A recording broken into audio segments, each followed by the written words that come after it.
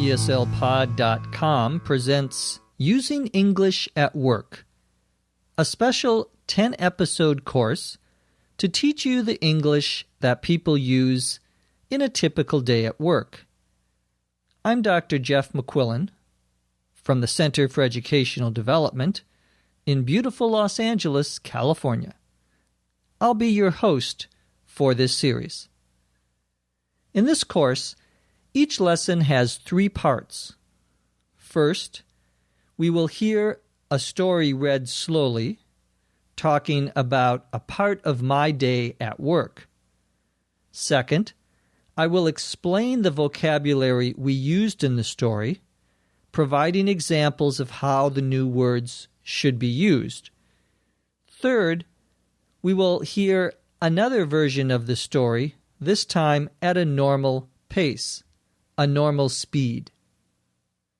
To give you a chance to hear different voices speaking English, the voice used in the stories is not my voice, although it is a story about me and my day at work.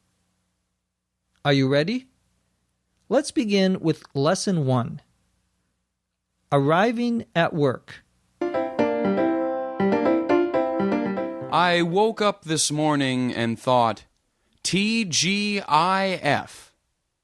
I have been looking forward to the weekend, and all I need to do is to get through one more day of work.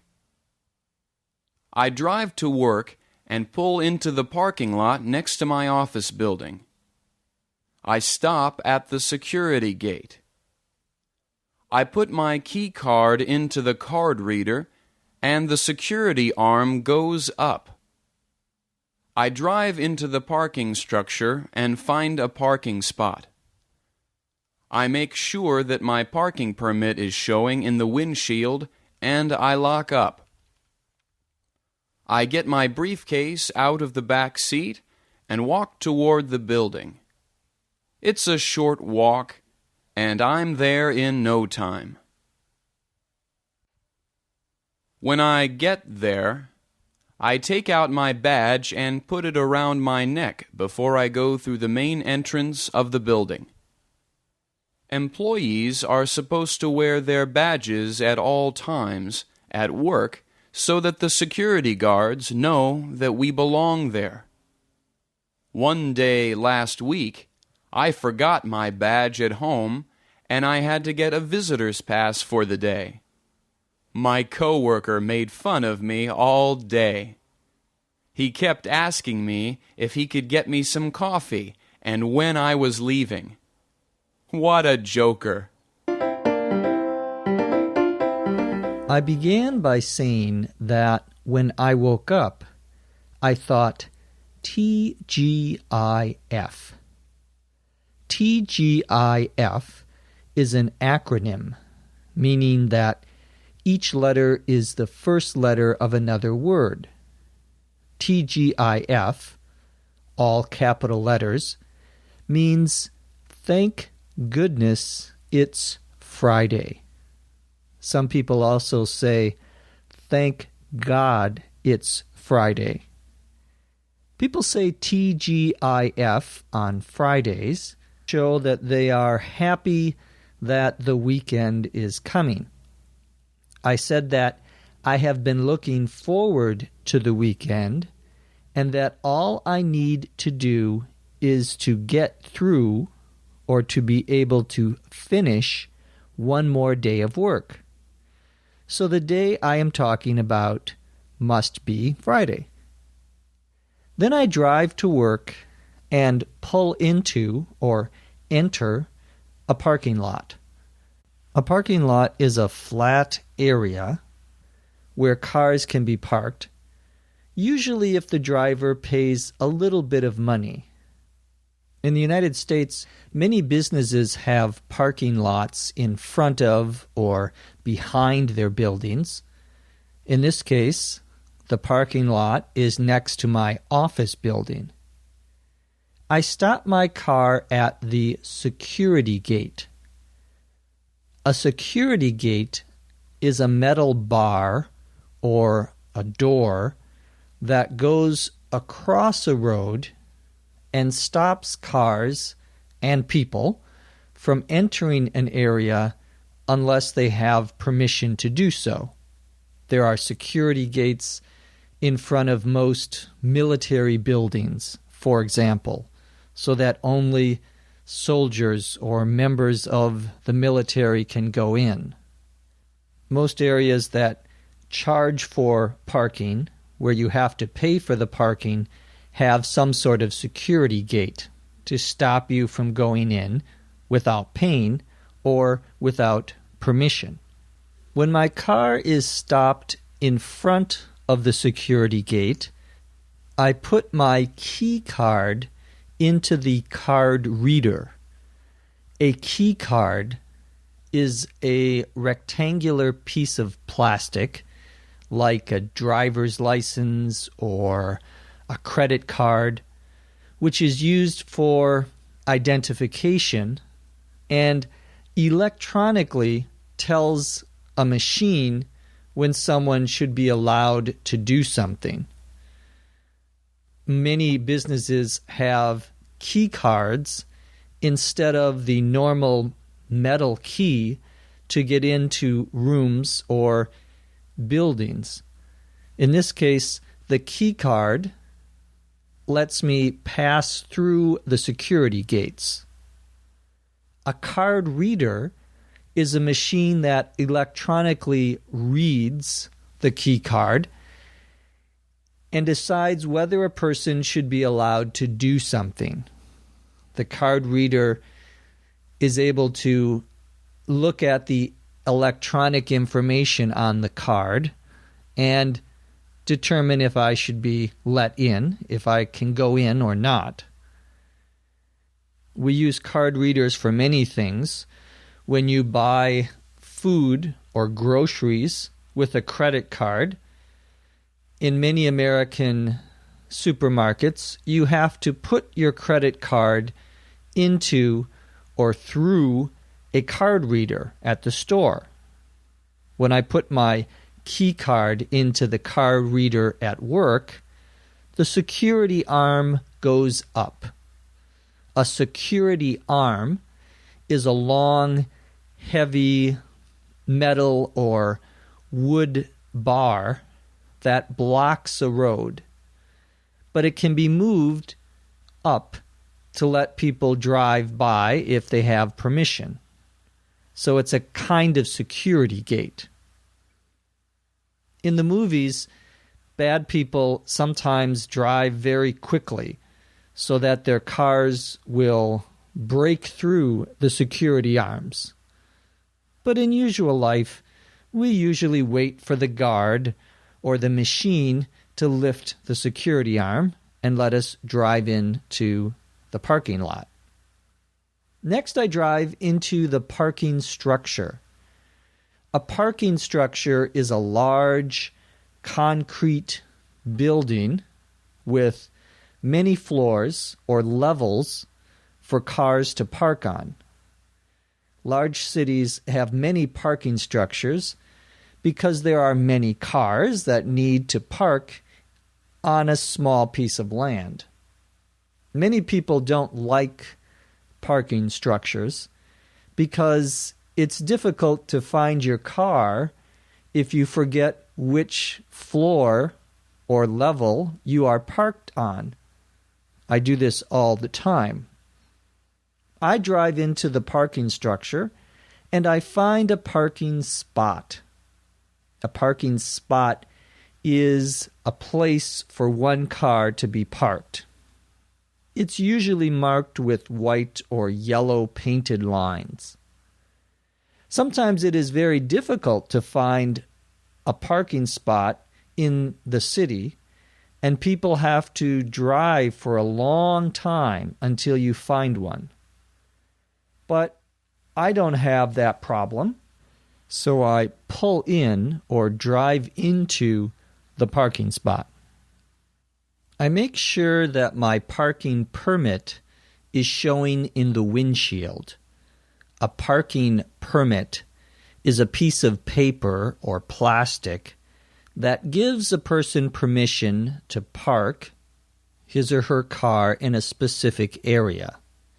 A permit allows you to do something. The verb is to permit. Notice when we use it as a noun, the accent is on the first syllable, permit. When we use it as a verb, the accent is on the second syllable, permit. So this is a parking permit that permits me to park in a certain area. Many universities have one color of parking permit for professors and another color for students. This way, the universities can let the professors park closer to the buildings and the students have to park farther away. I hated this when I was a student, but of course, I loved it when I worked as a professor. I said that my parking permit is showing in the windshield. This means you can see it in or through the windshield. A windshield is a large glass window in the front of a car that a driver looks through to see where he or she is going. My parking permit has to be seen through the windshield so that if a guard walks by, he or she will know that I have permission to park my car there. If I don't have permission, my car may be towed, T-O-W-E-D. If your car is towed, the company brings a truck and they take it away. And then you have to pay extra money to get it back. So you don't want to do that. Next, I take my briefcase out of the back seat. The second row of seats in the car is called the back seat. A briefcase is a small container or bag that people use to carry their work papers in. Then I lock up the car. To lock up means to use a key to close the locks on the door of one's car or home so that other people cannot get in without a key. You probably lock up your house before you go to sleep at night. Well, I am locking up my car before I go into the office, so no one steals it. Here I could also just say lock. I lock my car. But we often say lock up, two words to add more emphasis to the sentence. After I lock up my car, I walk toward the building.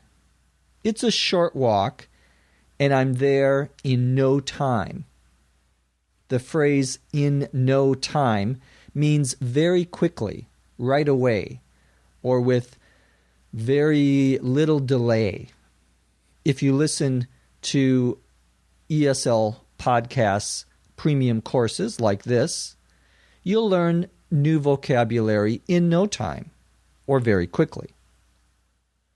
When I get to the office building, I take out my badge and put it around my neck.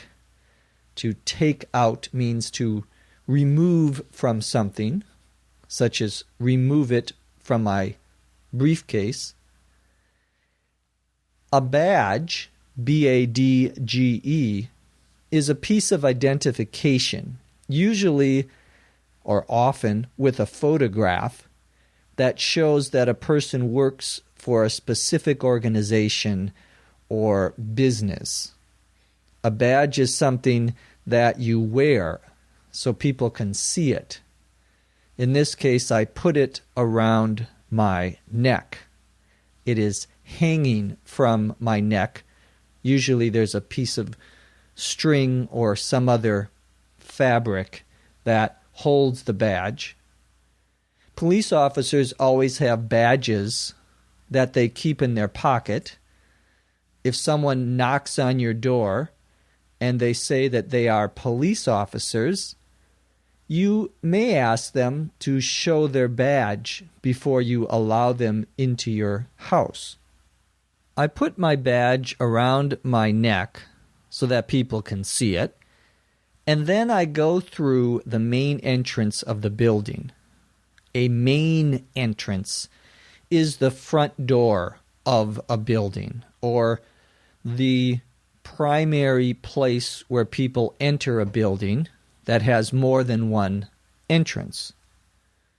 A main entrance is usually bigger and perhaps nicer or more beautiful than the other entrances. Where I work, the employees, or the people who work at the company, are supposed to show their badges at all times. The phrase "at all times" means always or all the time. For example, parents want to know where their children are at all times. At my office, people are supposed to wear their badges at all times so that the security guards know that we belong there.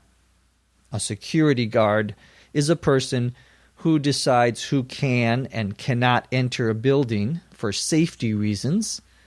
Security guards are popular at many U.S. companies to protect the employees.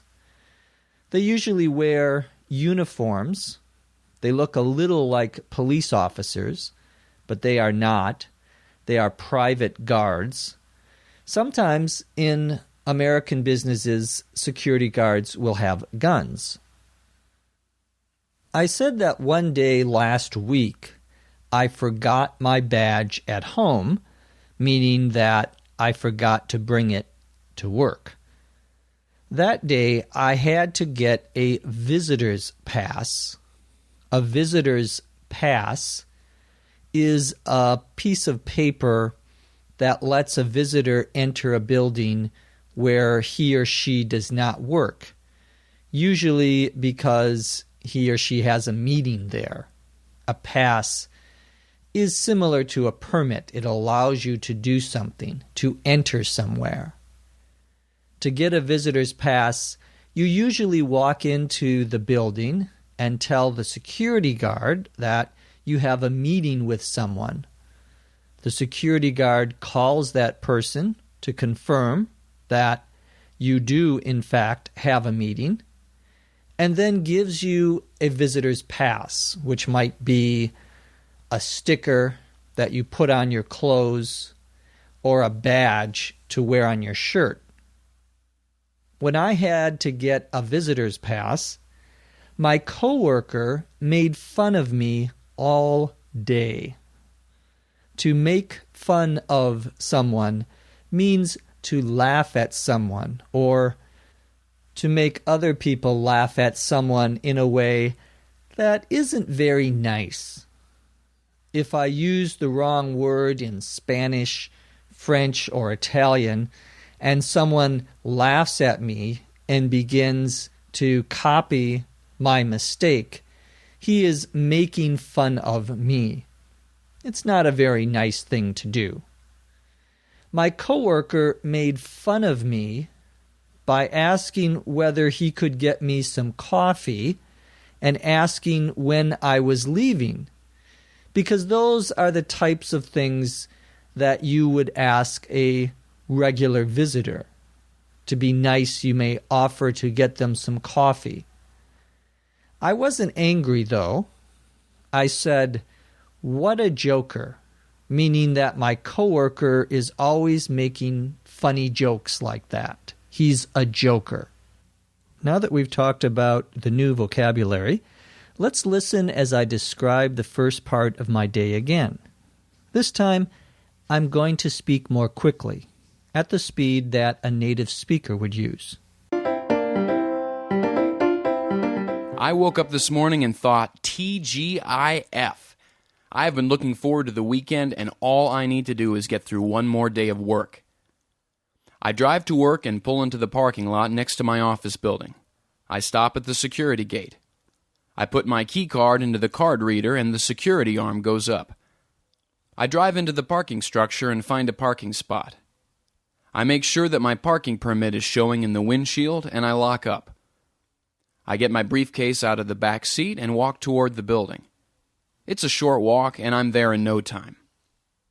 When I get there, I take out my badge and put it around my neck before I go through the main entrance of the building. Employees are supposed to wear their badges at all times at work so that the security guards know that we belong there. One day last week, I forgot my badge at home and I had to get a visitor's pass for the day. My coworker made fun of me all day. He kept asking me if he could get me some coffee and when I was leaving. What a joker. I hope that listening to me talk about arriving at work has taught you some new vocabulary that you can use in your own workplace. Our first lesson has ended, and in the next lesson, I'm going to talk about checking my mail, email, and voicemail. This course has been a production of the Center for Educational Development in beautiful Los Angeles, California. Visit our website at eslpod.com.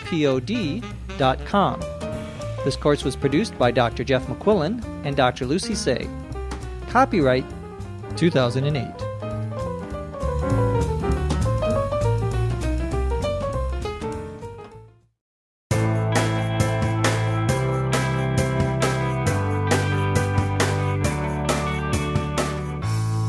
Welcome to Lesson 2 of eslpod.com's Using English at Work. I'm your host, Dr. Jeff McQuillan, from the Center for Educational Development. In the first lesson of Using English at Work, we learned vocabulary about arriving at work or getting to the office. In the second lesson, we're going to talk about checking email, mail, and voicemail at work. Let's get started by listening to the story of this part of my day at a slow speed. The first thing I do when I get to work each morning is to check my inboxes. I go to the mail room to check my mail slot to see what mail has arrived overnight. There are always a lot of intra-office and inter-office letters and memos. Much of it is junk mail, so I spend a few minutes sorting through it. The next thing I do is to turn on my computer to check email. I open my email program, and my new messages automatically download into my inbox. Even though I have a pretty good spam filter, I still check through my trash folder carefully to make sure nothing important was filtered out.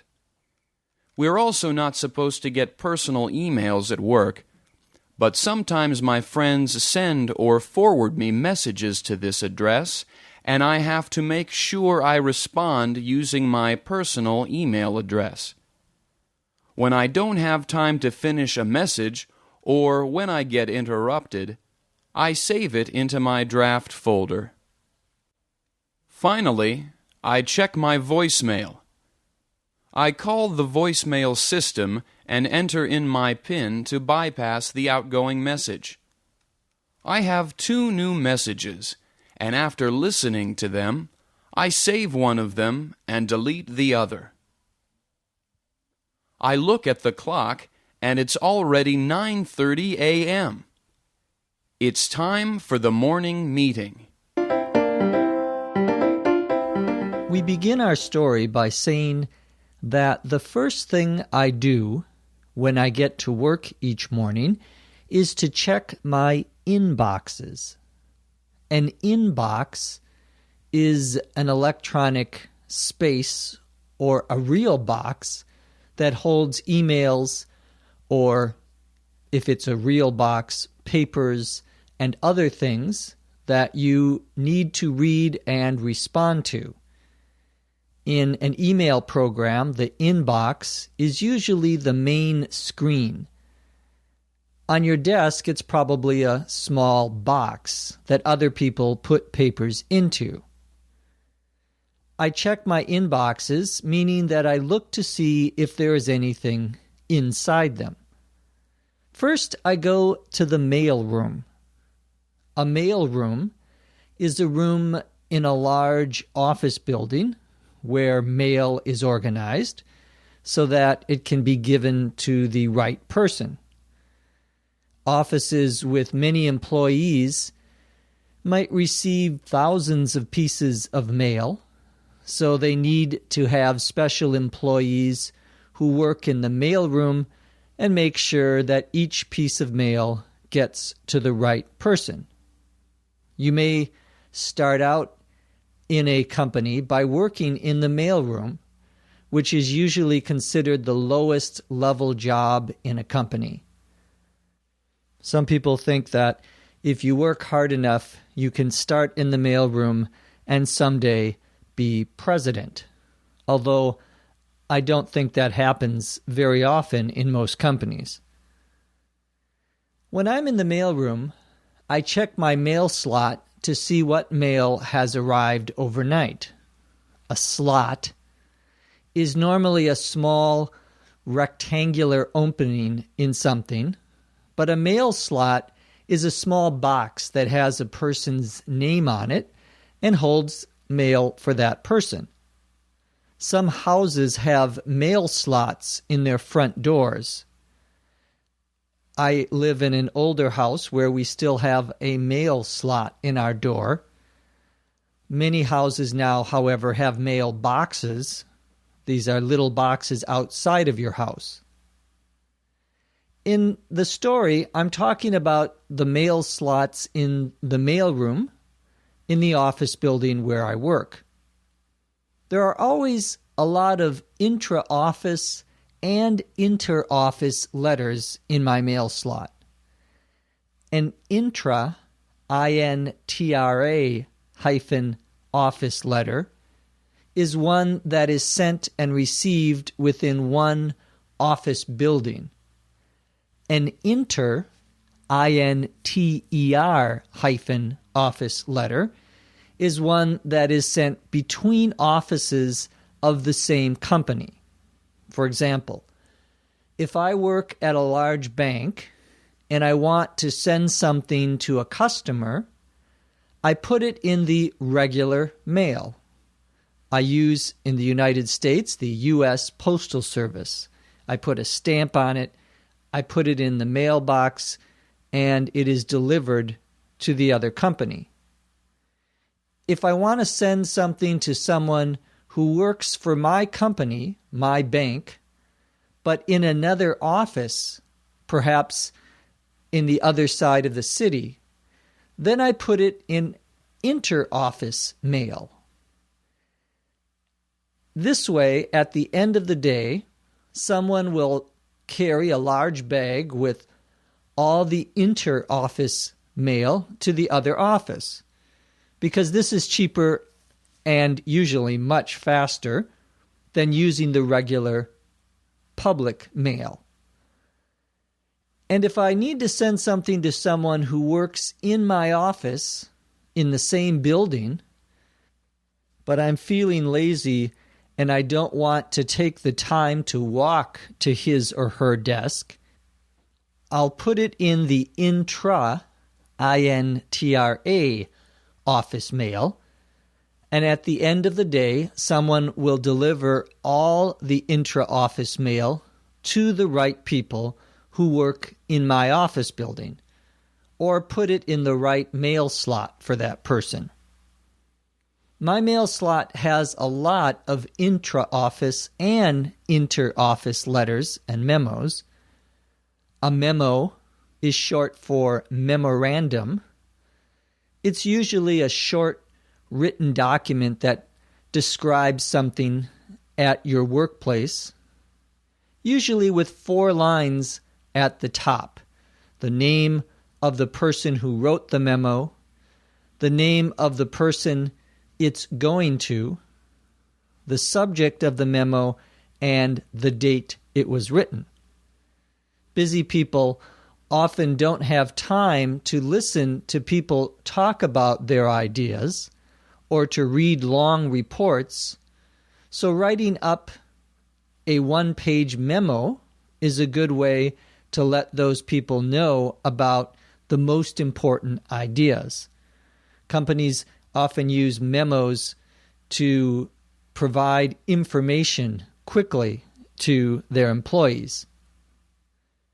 Many of the letters and memos I receive are what I call junk mail. Junk mail is mail or email that doesn't have any useful or helpful information in it. It's the mail that you throw away or delete from your email program without reading. It's mail that you didn't ask for and that you don't want. Another word for junk mail, when we're talking about email, is spam. At my house, most of the junk mail I get are advertisements that I don't want, so I throw them away without even reading them. At the office, I spend a few minutes sorting through the junk mail. To sort means to put things in order or to divide things into different groups or categories. In this case, I'm separating the junk mail from the mail I really want to read. You might, for example, sort your clothes by color, or you might sort your papers in alphabetical order from A to Z. After sorting through my junk mail, I turn on my computer to check email.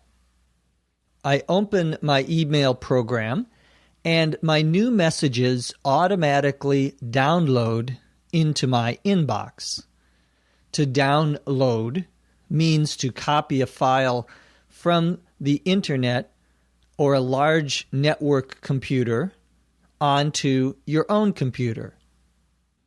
Many people like to download music or videos from the internet.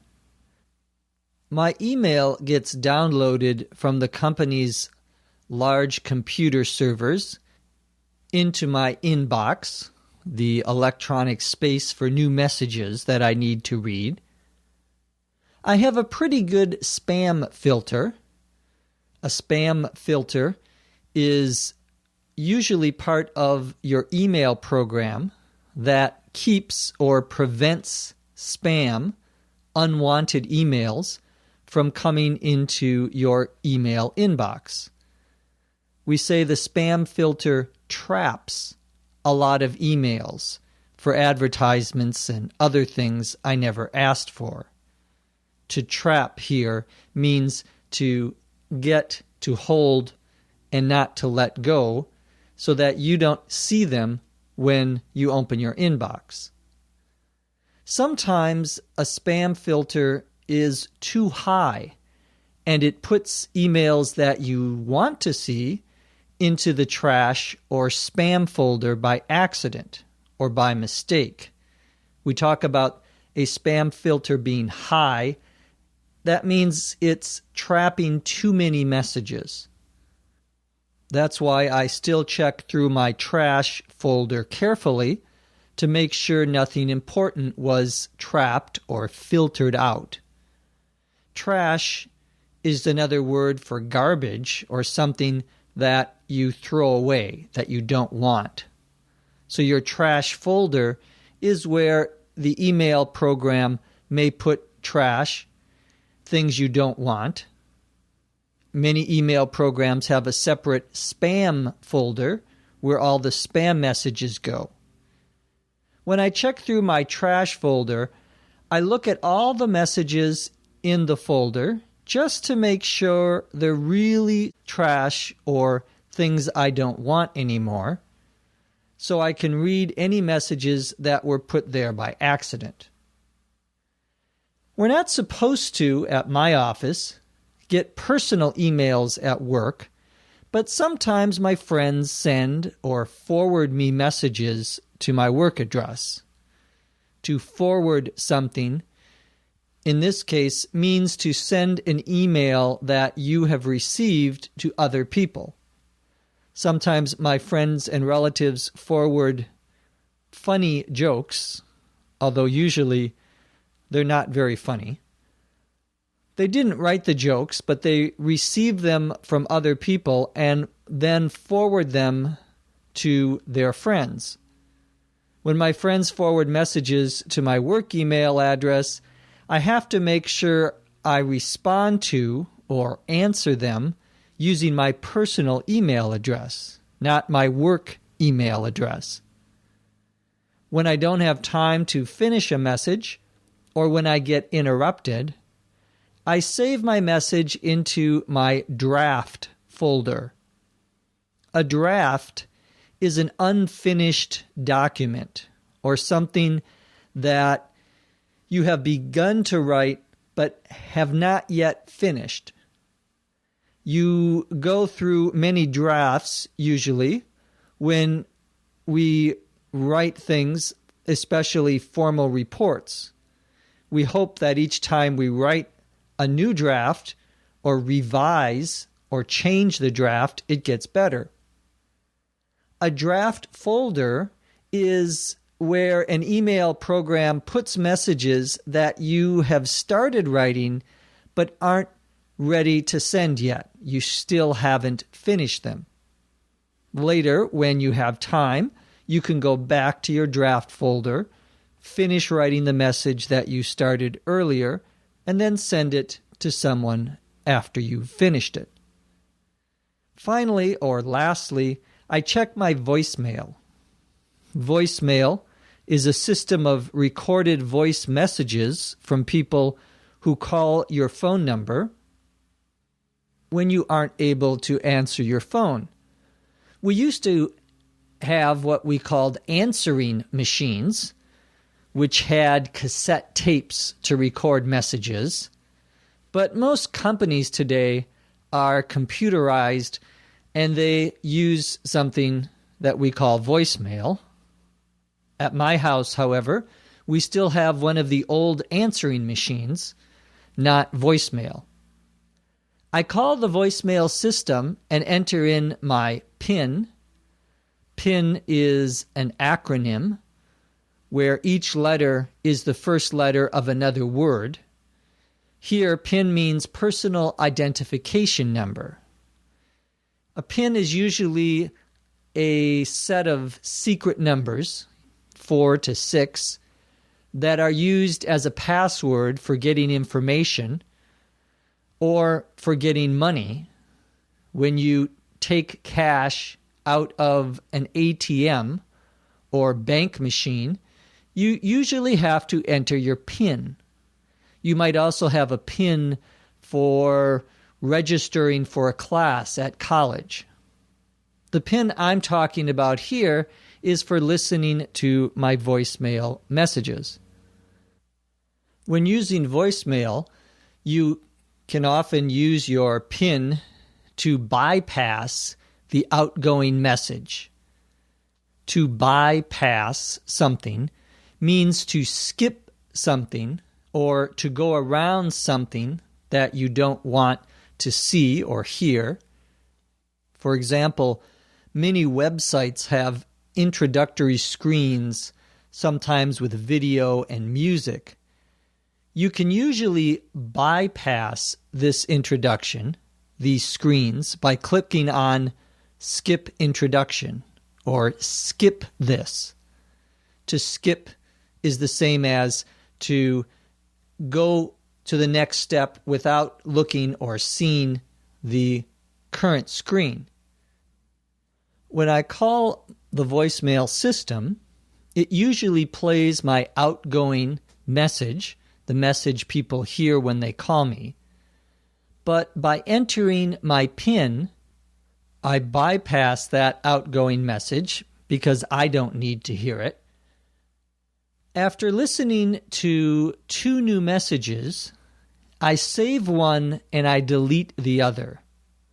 To save means to keep something for use in the future. It's the opposite of delete or throw away. We usually save important emails from our friends. We save photos that were taken when we were with our friends.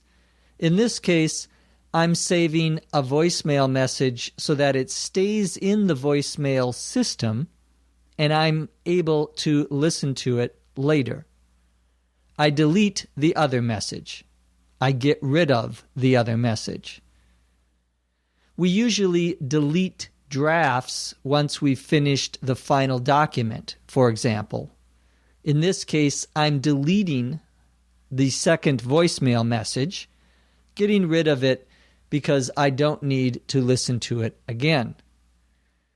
Next, I look at my clock and I see that it's already 9:30 a.m. It's time for my morning meeting. Let's listen again to this story of checking email, mail, and voicemail. This time, the story will be read at a normal speed. The first thing I do when I get to work each morning is to check my inboxes. I go to the mail room to check my mail slot to see what mail has arrived overnight. There are always a lot of intra-office and inter-office letters and memos. Much of it is junk mail, so I spend a few minutes sorting through it. The next thing I do is to turn on my computer to check email. I open my email program and my new messages automatically download into my inbox. Even though I have a pretty good spam filter, I still check through my trash folder carefully to make sure nothing important was filtered out. We're also not supposed to get personal emails at work, but sometimes my friends send or forward me messages to this address, and I have to make sure I respond using my personal email address. When I don't have time to finish a message or when I get interrupted, I save it into my draft folder. Finally, I check my voicemail. I call the voicemail system and enter in my PIN to bypass the outgoing message. I have 2 new messages, and after listening to them, I save one of them and delete the other. I look at the clock and it's already 9:30 a.m. It's time for the morning meeting. That's the end of our second lesson. In our next lesson, number 3, I'm going to talk about attending or going to an office meeting. This course has been a production of the Center for Educational Development in beautiful Los Angeles, California. Visit our website at eslpod.com. This course was produced by Dr. Jeff McQuillan and Dr. Lucy Say. Copyright 2008.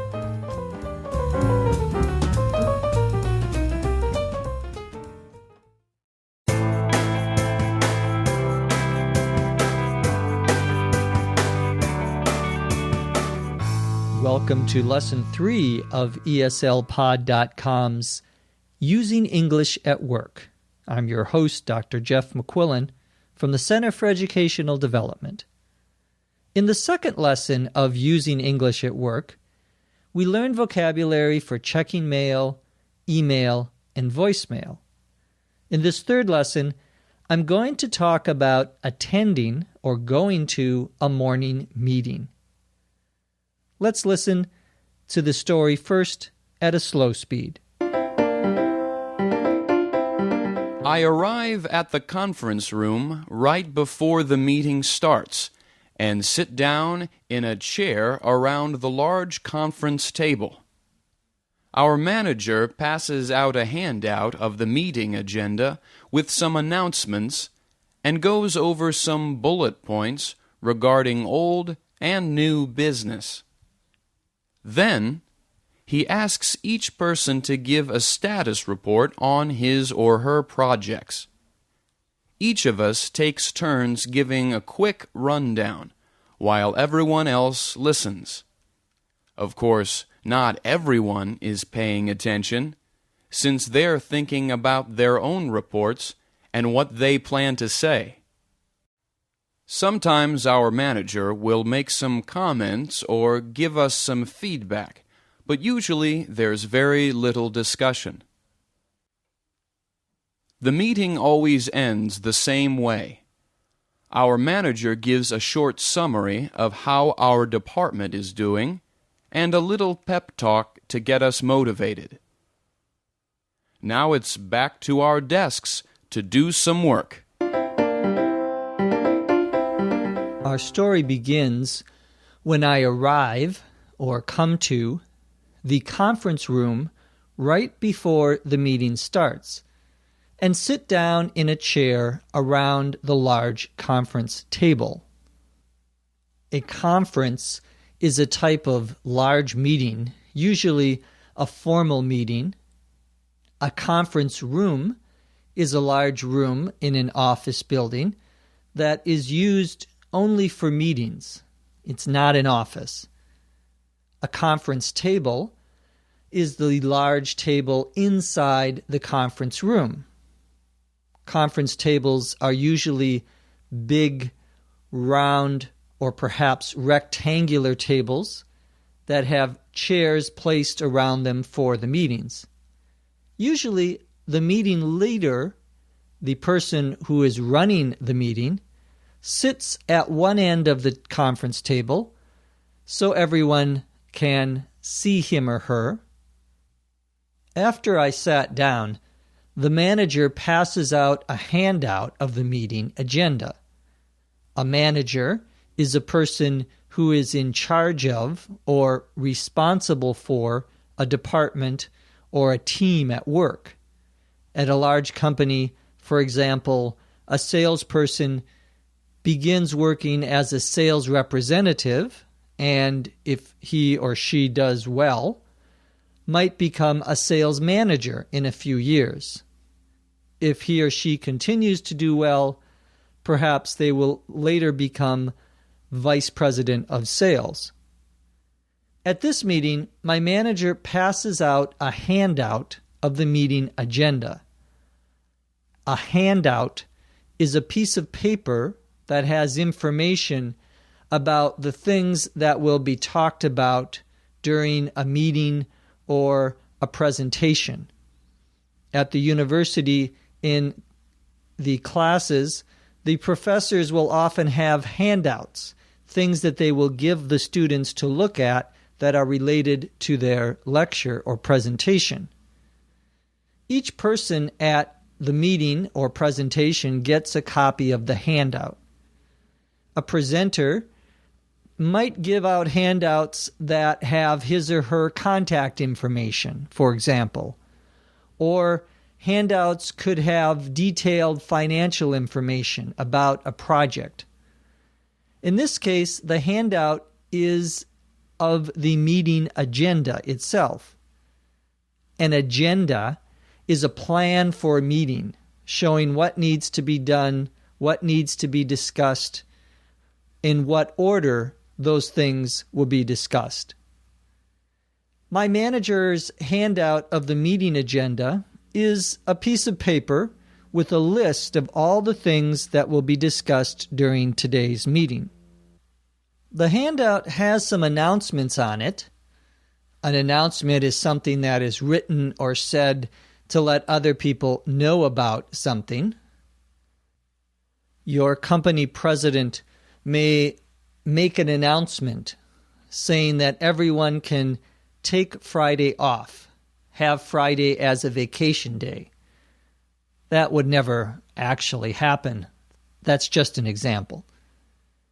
My manager goes over some bullet points on the handout. To go over something means to talk about something, usually a document or report. You might also go over your notes a few minutes before an exam to help yourself remember the most important things that you've studied or that you didn't study. My manager is going over some bullet points. Bullet points are lines of text in a document where each line begins with a small circle. Sometimes it's a diamond or an arrow. We call those bullets. The text usually isn't a complete sentence, but just a short phrase. Bullet points are often easier and faster to read than long sentences because each idea is on a separate line. They're essentially a list of something. My manager's bullet points are about old and new business. Everything you talk about at a meeting is either old business or new business. Old business is everything that you talk about that was already discussed at a previous meeting. Makes sense. New business is everything that you are going to talk about that has not yet been discussed before. Most business meetings begin with old business and end with new business. Then, of course, the new business becomes the old business for the next meeting, if you still need to talk about it more. My manager then asks each person to give a status report on his or her projects. A status report is a short explanation about what someone has done on a project. In this case, the manager is asking us to tell everyone else what we have done on our projects since the last time that we spoke. Some departments have weekly meetings where everyone is supposed to give a status report. At this meeting, each person takes turns giving a quick rundown while everyone else listens. To take turns, always plural when used as a phrasal verb, as it is in this case, means to do something one person at a time, so that first one person does something, then another, and then another, until everyone in the group has finished. In a large meeting, you have to take turns talking. You can't all talk at the same time. Sometimes husbands and wives take turns washing the dishes, meaning that one night he does it and the next night she does it. That's not true in my house. I do the dishes every night. I'll have to talk to my wife about taking turns. At my meeting, we're taking turns giving a quick rundown. A rundown is a very short explanation of the most important points of something. If your boss doesn't have time to read a long report, she might ask you to read it for her and then give her a rundown of what it's about. It's a brief presentation, a summary. Our status reports are quick rundowns, quick summaries of what we've done since the last meeting. Rundown, R-U-N-D-O-W-N, is one word. Not everyone, however, is paying attention at the meeting. To pay attention to something means to listen carefully and try to understand what someone else is saying. At the meeting, some people aren't paying attention because they're thinking about their own status reports and what they are going to say when it's their turn, when it's their time to talk. Sometimes our manager makes some comments or gives us some feedback, but there's usually not very much discussion at our meetings. Feedback is either positive or negative comments that are made in response to what someone has done or, in this case, said. If you write a story and ask a friend to read it and let you know what he thinks, then you are asking him to give you feedback. The idea is that feedback will help make it better. Sometimes people will write a draft of their report, give it to their colleague, and ask for feedback so they can make the report better. Our meetings always end the same way, meaning it's the same ending every time we meet. Our manager gives a short summary of how our department is doing. A summary is, as you know, like a rundown. It's a short description of the most important points. After my manager gives a summary of how our departments are doing, he gives a little pep talk to get us motivated. A pep, P-E-P, talk is a short speech that is supposed to encourage people, helping them to do something better, faster, or with more enthusiasm. Athletic coaches give their teams pep talks before important games to help the players play better, to get more excited, more enthusiastic. My manager's pep talk is probably meant to help us feel that the work we are doing is very important for the company. Finally, I say, now it's back to our desks to do some work. This means that the meeting is over, thank goodness, and we need to leave the conference room and return to our desks to do the work of our regular jobs. Now let's listen to the description of the morning meeting again, this time at a normal speed. I arrive at the conference room right before the meeting starts and sit down in a chair around the large conference table. Our manager passes out a handout of the meeting agenda with some announcements and goes over some bullet points regarding old and new business. Then, he asks each person to give a status report on his or her projects. Each of us takes turns giving a quick rundown while everyone else listens. Of course, not everyone is paying attention since they're thinking about their own reports and what they plan to say. Sometimes our manager will make some comments or give us some feedback, but usually there's very little discussion. The meeting always ends the same way. Our manager gives a short summary of how our department is doing and a little pep talk to get us motivated. Now it's back to our desks to do some work. That brings us to the end of our third lesson about attending a morning meeting.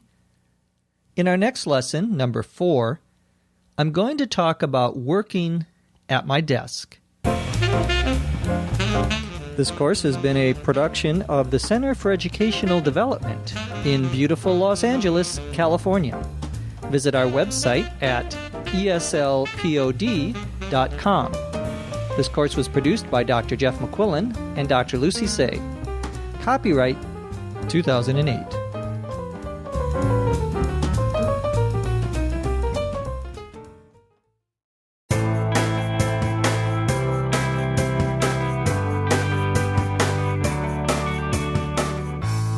This is Lesson 4 of eslpod.com's Using English at Work. I'm your host, Dr. Jeff McQuillan, from the Center for Educational Development. In the third lesson of our course, we talked about vocabulary related to a morning meeting at the office. In this fourth lesson, we're going to learn words about working at your desk. We'll listen first to the story read at a slow speed. When I get back to my desk, I clear off a few stacks of paper on the top of my desk so I have some space to work. I open the computer file I have been working on for the past week. This document is a report that is due next week, and the deadline is fast approaching. I open my filing cabinet and take out 2 files and a manila envelope that has the information I need in them. I look around for the pad of paper I used to jot down some ideas yesterday and take out the paper clips, stapler, and Scotch tape I know I'll also need. Now I have everything in front of me so I can get down to business. The first thing I have to do is get organized. I scan the information I have in front of me and take notes on the things I want to include in the report. Before I analyze the data for the report, I need to skim the background information to make sure I haven't missed anything. I was making good progress, but I'm feeling thirsty, so I decide to take a quick break. This story begins with me saying that when I get back or return to my desk, I clear off a few stacks of paper on the top of my desk so I have some space to work. To clear off means to organize and remove things that are covering the surface of a table, desk, or shelves. I usually like to clear off the papers on my desk at the end of the day so I have a clean desk when I return to work the next morning. In this case, I'm clearing off a few stacks of paper. At home, if you are messy, like me, you may need to clear off your dining room table. That is, move your newspapers, books, and other things so that you'll have room to eat your meal. I said I clear off a few stacks of paper. A stack, S-T-A-C-K, is a pile or a group of things that are placed on top of each other. A stack of papers is many pieces of paper placed on top of each other. But we can also talk about stacks of books, stacks of coins, stacks of folded towels. All of these are stacks. Next, I open the computer file that I've been working on for the past week. When we talk about papers, a file is a group of papers that are kept together because they're related to the same topic. But here I'm talking about a computer file, which is information stored electronically on a computer, a CD, or some hard drive. This course has audio files that are stored on a computer or on a CD. When I open the computer file, I'm opening a document. A document here is the same as a computer file. It's information stored electronically with one name on your computer or CD. We often talk about Microsoft Word documents and Excel documents. It's something that has information on it, usually on one specific topic. The document I'm working on is a report that is due next week, and the deadline is fast approaching. A deadline is the date when something must be finished. My report is due next week, meaning that the deadline is next week. I must complete it by next week. When I say the deadline is fast approaching, I mean that we have a lot of work to do in a very short period of time between now and the deadline. The deadline is coming up soon, we could also say. Something that is fast approaching can be positive or negative. If your birthday is next week, you may remind your friends that your birthday is fast approaching. Depending on how old you are, this is a good thing or a bad thing. Next, I open my filing cabinet. A filing cabinet, sometimes called a file cabinet, is a piece of furniture, usually made of wood or metal, that has large drawers that are used to hold paper files. Most office desks have a file cabinet, but there are also separate file cabinets that are not part of a desk. The documents in filing cabinets are usually organized alphabetically from the letter A to the letter Z, or by date, or by some other way that is logical so that the files are easy to find. Or if you're like me, you have no system and your files are impossible to find.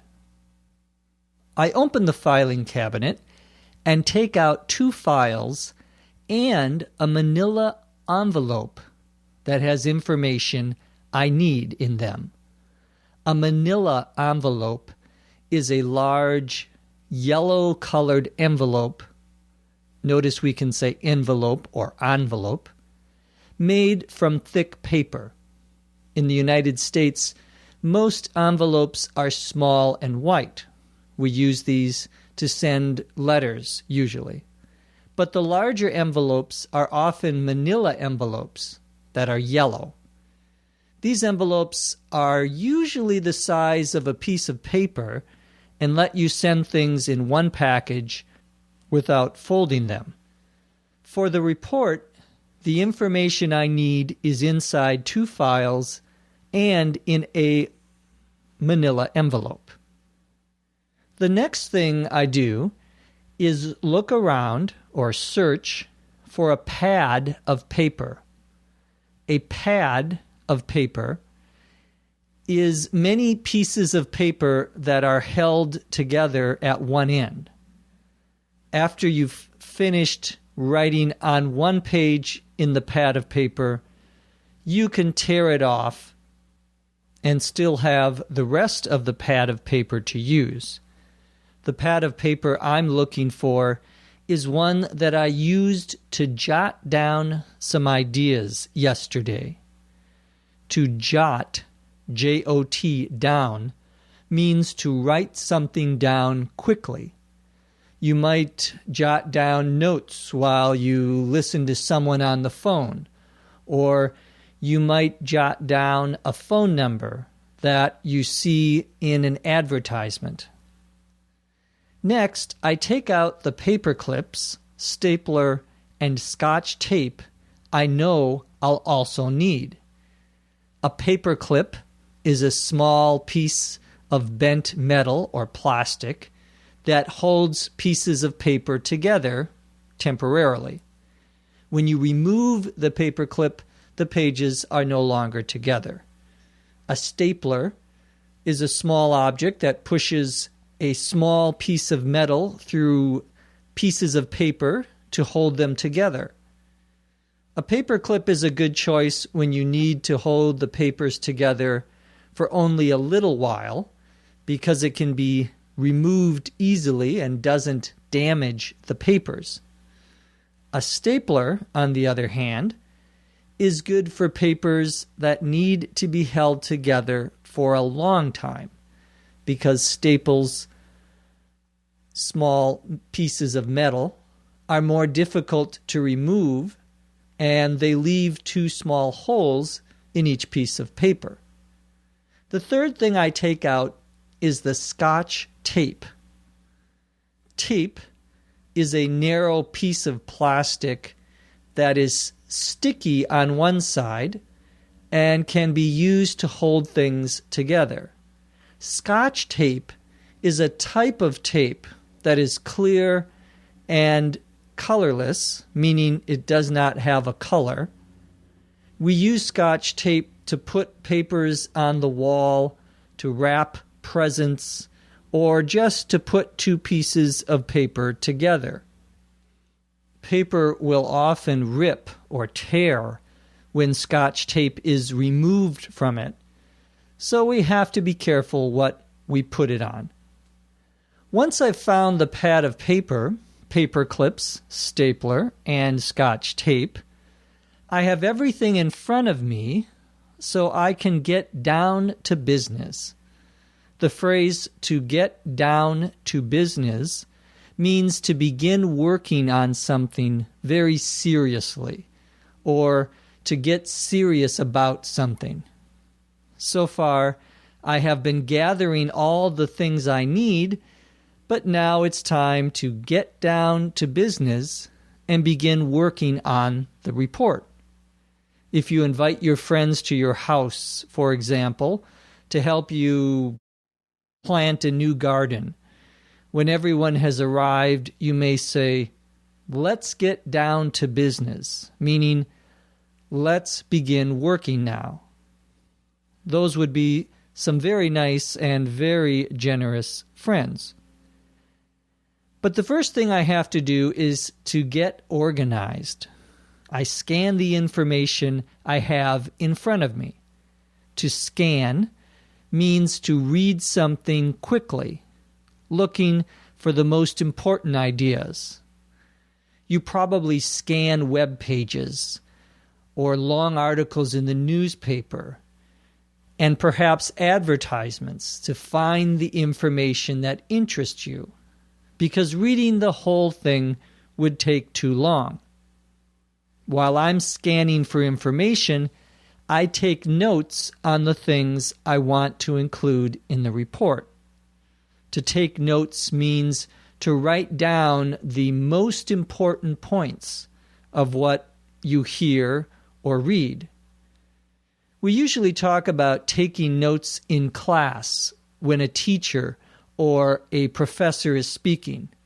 But in this case, I'm taking notes as I read other documents. Later, I'll be able to read my notes and remember the most important points, which will be faster than reading the original documents again. Of course, to read your notes, you have to write carefully. If you are like me, many times you can't read your own handwriting. Well, then I say that before I analyze the data for this report, I need to skim the background information. The verb to analyze means to examine something very carefully in order to understand each of its parts. In this lesson, we're analyzing the vocabulary of the story, trying to understand what each word means. At my desk, I'm analyzing the data for the report. Data is a type of information. It often includes numbers. We usually get data from scientific experiments or in a business environment from our sales reports. Before I can analyze the data for the report, I need to skim the background information. The verb to skim, S-K-I-M, has the same meaning or similar meaning as the verb to scan. To skim means to read something quickly, looking for the most important ideas. When I don't have a lot of time in the morning, I may just skim my newspaper rather than reading every story. I'm skimming it to look for the most important or interesting stories. We often skim a report to understand how the information is organized, and then we go back and read it in detail. To scan is sometimes used to mean to look for a very specific piece of information, a telephone number or a name, whereas to skim usually implies you are looking for general information, but you're not necessarily looking for one piece of information. I'm skimming the background information to make sure that I haven't missed anything. I was making good progress, but then I was feeling thirsty, so I decided to take a quick break, which is the subject of our next lesson. Now that we've analyzed and discussed the vocabulary related to working at your desk, let's listen again to this description of what happened at the desk, this time speaking at a normal rate of speech. When I get back to my desk, I clear off a few stacks of paper on top of my desk so I have some space to work. I open the computer file I have been working on for the past week. This document is a report that is due next week, and the deadline is fast approaching. I open my filing cabinet and take out 2 files and a manila envelope that has the information I need in them. I look around for the pad of paper I used to jot down some ideas yesterday, and take out the paper clips, stapler, and Scotch tape I know I'll also need. Now I have everything in front of me so I can get down to business. The first thing I have to do is get organized. I scan the information I have in front of me and take notes on the things I want to include in the report. Before I analyze the data for the report, I need to skim the background information to make sure I haven't missed anything. I was making good progress, but I'm feeling thirsty, so I decide to take a quick break. I hope listening to this story about working at your desk has taught you some new vocabulary that you can use when you're working in your own office. Our 4th lesson is now complete, and in the next lesson, number 5, I'm going to talk about taking a break and eating lunch, my favorite parts of the day. This course has been a production of the Center for Educational Development in beautiful Los Angeles, California.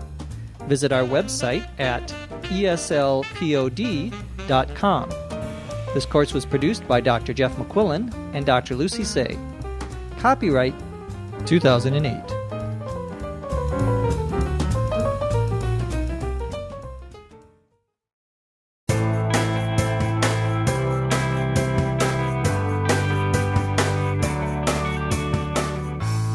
Welcome to eslpod.com's Using English at Work, Lesson 5. I'm your host, Dr. Jeff McQuillan, from the Center for Educational Development. In Lesson 4 of this course, we learned vocabulary related to working at your desk. In this 5th lesson, I'm going to talk about taking a break and eating lunch. We'll begin by listening to the story read at a slow speed. I want to get some coffee, so I walk into the break room. My co-workers, Diana and Van, are standing next to the water cooler talking about a show on TV last night. I pick up the coffee pot and pour myself a mug of coffee. I am feeling really hungry too, so I walk over to the vending machine. I'm looking over the candy bars and potato chips when Diana says, "We're taking an early lunch. Do you want to join us?" I say, "Yes," and the 3 of us walk across the street to a restaurant. I'm happy that we came early because we beat the rush. The hostess seats us at a table and takes our drink orders. Our server comes over with our drinks, and we place our food orders. I choose the lunch special, and so does Diana. Van picks the all-you-can-eat soup and salad bar. While Diana and I wait for our orders to arrive, Van goes to the soup and salad bar and gets a really big plate of food. "Do you mind if I start?" he asks. "Of course not," Diana and I say. When we finish eating, the server comes over to clear our plates and to give us our bill. We forgot to ask for separate checks, so we all pay together. That was a good lunch. It was certainly better than the bag lunch I usually bring from home. When the story begins, I want to get some coffee, so I walk into the break room. A break room is a room in an office building where employees can go to relax when they aren't working during the day. Most break rooms have comfortable chairs or couches and coffee, water, and snacks, or small things for you to eat. In this break room, my coworkers or colleagues Diana and Vaughn, are standing next to the water cooler talking about a show that was on television last night. A water cooler is a machine that keeps the water in a large container cold. Some water coolers are able to keep water hot, too, for tea and other hot drinks. I pick up the coffee pot and pour myself a mug of coffee. A coffee pot is a container for holding coffee and keeping it warm for drinking later. When you go to a restaurant, the waiter brings a coffee pot to your table and pours coffee into your cup. A mug, M-U-G, is a large cup with a handle, something you hold, that people drink out of. A mug is often a little bigger than a normal cup. If it's cold outside, you might want to drink a mug of tea or hot chocolate, for example. In the story, I'm feeling really hungry, so I walk over to the vending machine. A vending machine is a large machine that you put money into to buy a drink or food. Vending comes from the verb to vend, which means to sell. Vending machines with cold sodas are probably the most common type you'll see, but there are also vending machines that sell hot drinks like tea and coffee. Many vending machines sell sweet and salty snacks, which are small pieces of food that we eat between meals. You're not supposed to eat too many snacks, but sometimes they're so good you can't stop. I'm looking over the candy bars and the potato chips. I'm looking over means I'm examining. I'm looking at them. A candy bar is normally a long, rectangular, sweet type of food, usually made from sugar and chocolate. Potato chips are thin slices of potatoes that have been fried and salted. Candy bars and potato chips may not be healthy foods, but they are very tasty. Before I buy one of these snacks from the vending machine, Diana says, "We're taking an early lunch. Do you want to join us?" To join someone means to do something that other people are doing. For example, you may say to your friend, "I hear that you're going to see a movie tonight. Can I join you?" You're asking if you can do the same thing that your friend is doing. Diana is inviting me to have lunch with her and some other people by asking me to join them. I say yes, and the three of us walk across the street to a restaurant. I'm happy that we went to the restaurant early because we beat the rush. To beat the rush means to do something or get somewhere early before it gets very crowded. In this case, we get to the restaurant early before most people go there to eat lunch. At lunchtime, the busiest hour for a restaurant in the U.S. is normally between noon or 12 o'clock p.m. and 1 o'clock p.m. You might beat the rush for a concert by buying your tickets very early rather than waiting until the day of the concert. Both of these are cases of beating the rush. When we get to the restaurant, the hostess seats us at our table. The hostess is a female restaurant employee who welcomes customers to the restaurant, takes them to their table, and often asks what they would like to drink. If this employee is a man, he's called a host. our hostess takes our drink orders. A drink order is what you ask for to drink at a restaurant or a bar, just like a food order is what you ask for to eat. Your drink order might be soda, juice, beer, or some type of alcohol. Next, our server comes over with our drinks. A server is the same thing as a waiter or a waitress.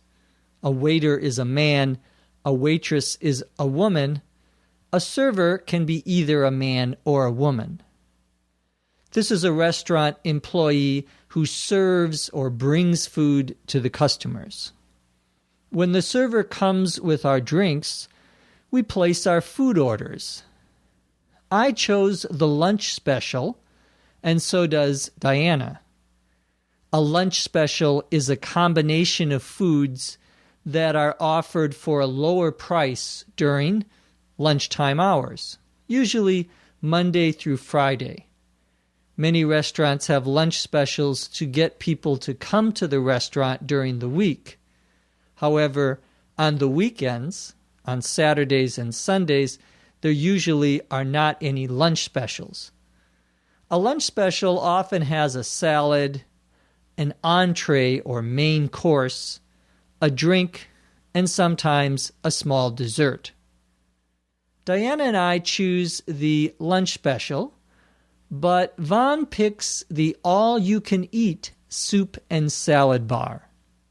If something is all you can eat, it means that you pay one price and you can eat as much of something as you want. Another word for all you can eat is a buffet, B-U-F-F-E-T. In this case, Vaughn will be able to eat as much soup and salad as he wants. A salad bar is a long table at a restaurant that has many different vegetables, fruits, salad dressings, cheeses, and other foods so that customers at the restaurant can build or make their own salads. The best salad bars are the ones that have a lot of variety, so you can choose the vegetables and other things you like best. When Diana and I wait for our orders, the lunch specials, to arrive, Vaughn goes to the soup and salad bar and gets a really big plate of food because he's allowed to take all that he can eat and because he's a very big person. Then he asks, "Do you mind if I start?" He's asking for our permission to begin eating his food before our food has arrived. This is a polite thing to do when you are eating at a restaurant with other people, since people eating together usually wait until everyone is served or has their food in front of them before starting to eat. Diana and I say, "Of course not," meaning it won't bother us if he eats first. It's okay. So Vaughn, being hungry, begins eating while we are waiting for our food. When we finish eating, the server comes over to clear our plates. To clear one's plate means to pick up the dirty plate from the table and take it to the kitchen after someone has finished eating. The server also gives us our bill. A bill is a piece of paper that shows how much a customer needs to pay. In this case, our bill shows the cost of the food and drinks that we ordered. We forgot to ask for separate checks. Separate checks are when each person at a table gets his or her own bill, so that each person pays only for what that person ate directly to the server. Asking for separate checks is sometimes a good idea when there are many people eating together, but each one wants to pay separately. But we forgot to ask for separate checks, so we all pay together. Finally, I say that it was a good lunch. It was certainly, or definitely, better than the bag lunch I usually bring from home. A bag lunch is the food that you bring from home to either school or work to eat during your lunch period. Usually, the food is put in a brown paper bag. So I guess this means I'm not a very good cook if the lunch at the restaurant was better than the bag lunch I usually bring to work. That's true, I'm not a very good cook. That covers all the new vocabulary in this lesson, so now please join me as we listen again about taking a break and eating lunch. This time, we'll listen to the story at a normal speed. I want to get some coffee, so I walk into the break room. My coworkers, Diana and Van, are standing next to the water cooler talking about a show on TV last night. I pick up the coffee pot and pour myself a mug of coffee. I am feeling really hungry too, so I walk over to the vending machine. I'm looking over the candy bars and potato chips when Diana says, "We're taking an early lunch. Do you want to join us?" I say, "Yes," and the three of us walk across the street to a restaurant. I'm happy that we came early because we beat the rush. The hostess seats us at a table and takes our drink orders. Our server comes over with our drinks and we place our food orders. I choose the lunch special and so does Diana. Van picks the all-you-can-eat soup and salad bar. While Diana and I wait for our orders to arrive, Van goes to the soup and salad bar and gets a really big plate of food. "Do you mind if I start?" he asks. "Of course not," Diana and I say. When we finish eating, the server comes over to clear our plates and to give us our bill. We forgot to ask for separate checks, so we all pay together. That was a good lunch. It was certainly better than the bag lunch I usually bring from home.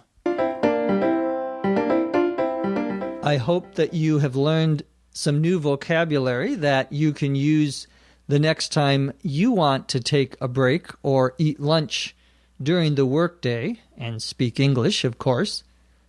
This is the end of our 5th lesson. In the 6th lesson, we're going to continue talking about my day at work. We'll be talking about my problems, my computer problems. This course has been a production of the Center for Educational Development in beautiful Los Angeles, California. Visit our website at eslpod.com. This course was produced by Dr. Jeff McQuillan and Dr. Lucy Say. Copyright 2008.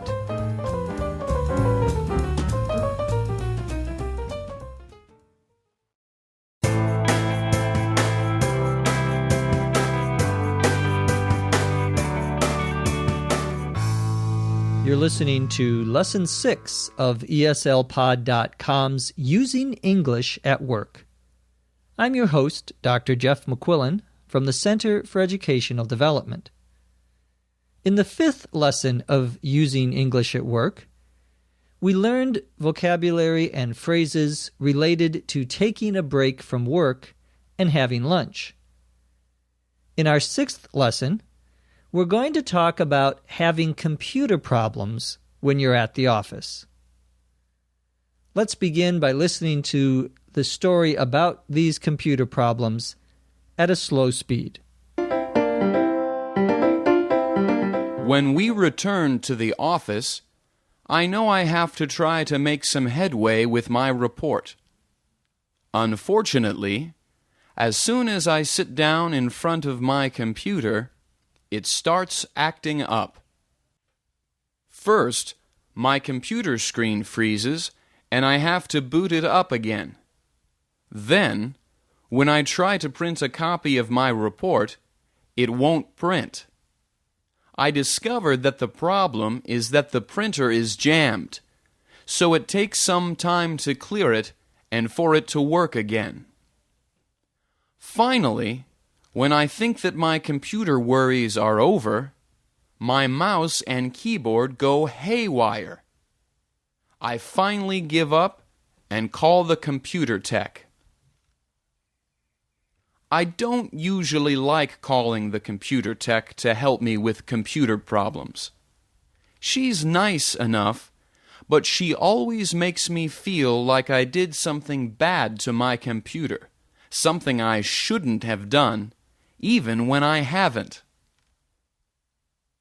When she arrives, she sits down at my computer and asks me a lot of questions to find out what the problem might be. I tell her about the problems I had, and she asks if I'd had any problems while working on my word processing program. I say that everything was fine, but I did have some trouble formatting one of my files and got an error message when working on my spreadsheet program. She starts doing something to my computer, typing on the keys a mile a minute for a long time. Finally, she says, "Okay, it's fixed. You shouldn't have any more problems now, as long as you don't abuse your computer." Of course I never abuse my computer, but it's no use telling her. At least my computer is fixed, and I can keep working. When the story begins, we're returning to the office after lunch, and I know that I have to try to make some headway with my report. To make some headway, Headway, means to make progress on a project, to try to finish the project. I've spent most of the morning in meetings, organizing my desk and taking breaks. Fairly typical, I think, of many people who work in an office. So now I really need to get serious about working on my report if I'm going to make some headway and meet the deadline. If your parents are planning to visit you, you may try to make some headway in cleaning your house before they arrive by cleaning the bathroom today and the kitchen tomorrow and the living room the next day. Each day you make some headway on cleaning your house. You make some progress. Unfortunately, as soon as I sit down in front of my computer, it starts acting up. When we talk about machines and equipment, to act up means to stop working properly. For example, your car radio might act up and stop playing music, or your cell phone might act up and not ring when people call you. That would be great, actually, for me. In the story, my computer is acting up. First, my computer screen freezes. A screen, S-C-R-E-E-N, is the part of the computer page that you can see on your computer monitor. You have a screen on your television, a screen on your computer monitor. Many people have a screen on their cell phones. The screen is where the image and the text are shown. When we talk about computers, the verb to freeze means to stop responding, to stop working. It seems like computers often freeze whenever I'm in the middle of writing a very important note. When my screen freezes, when my computer stops working, I have to boot it up again. To boot something up means, in this case, to turn on the computer. In the morning, the first thing I do is to boot my computer up and it usually takes 2 or 3 minutes before it's ready for me to use. But because my computer is acting up, I do what all of us do to try to fix our computers. I try to restart it by booting it up again. Next, I try to print a copy of my report. I'm going to print the information in my file, my electronic file, and put it onto a piece of paper using a printer. These days, many companies and organizations have their job applications on their website, and if you want to apply for a job, you need to print out the application before you can complete it. Notice here, we can use print or print out. They mean the same in this case. I try to print a copy of my report at the office, but of course it won't print. I discover that the problem is with the printer. It's jammed. If a piece of equipment is jammed, Jammed, it means that paper or something else is stuck inside of it so that it can't work correctly. When photocopiers and printers get jammed, we usually have to open them, reach in, pull out the paper that got stuck, and then put in new paper. My report won't print because the printer is jammed, so it takes some time to clear it or take out the papers that are stuck for it to work again. We clear it, we take out or remove the paper. That's what you do if you have a jam. Finally, when I think my computer worries are over, my mouse and keyboard go haywire. Your mouse is a small piece of equipment that we move with our hands in order to move different things on a computer screen or click on our computer. A mouse usually has 2 buttons, a left button and a right button. We often use the expression to left click, which means to press the left side of the mouse. To right click means to press the right side of the mouse. A keyboard is a rectangular piece of equipment that works with a computer. It has all of the letters or symbols for whatever language that we are using, so we can put information into the computer by typing. In the story, my mouse and keyboard go haywire. The phrase to go haywire, Haywire, means to become uncontrollable, to stop working properly. If you are a parent with small children, you might feel like things are going haywire when both of your children are sick. You have to work late at your job, you're going to school at night, and your car isn't working, all at the same time.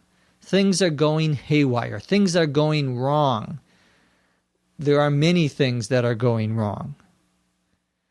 Usually you feel like things have gone haywire when you don't have a lot of control over them. Finally, I give up on my mouse and my keyboard. To give up means to stop trying to do something because it is so difficult or because it is taking a very long time. I, for example, might want to become a professional singer, but if everyone tells me that I'm a terrible singer, I'm a bad singer, I will probably give up after trying for a few years.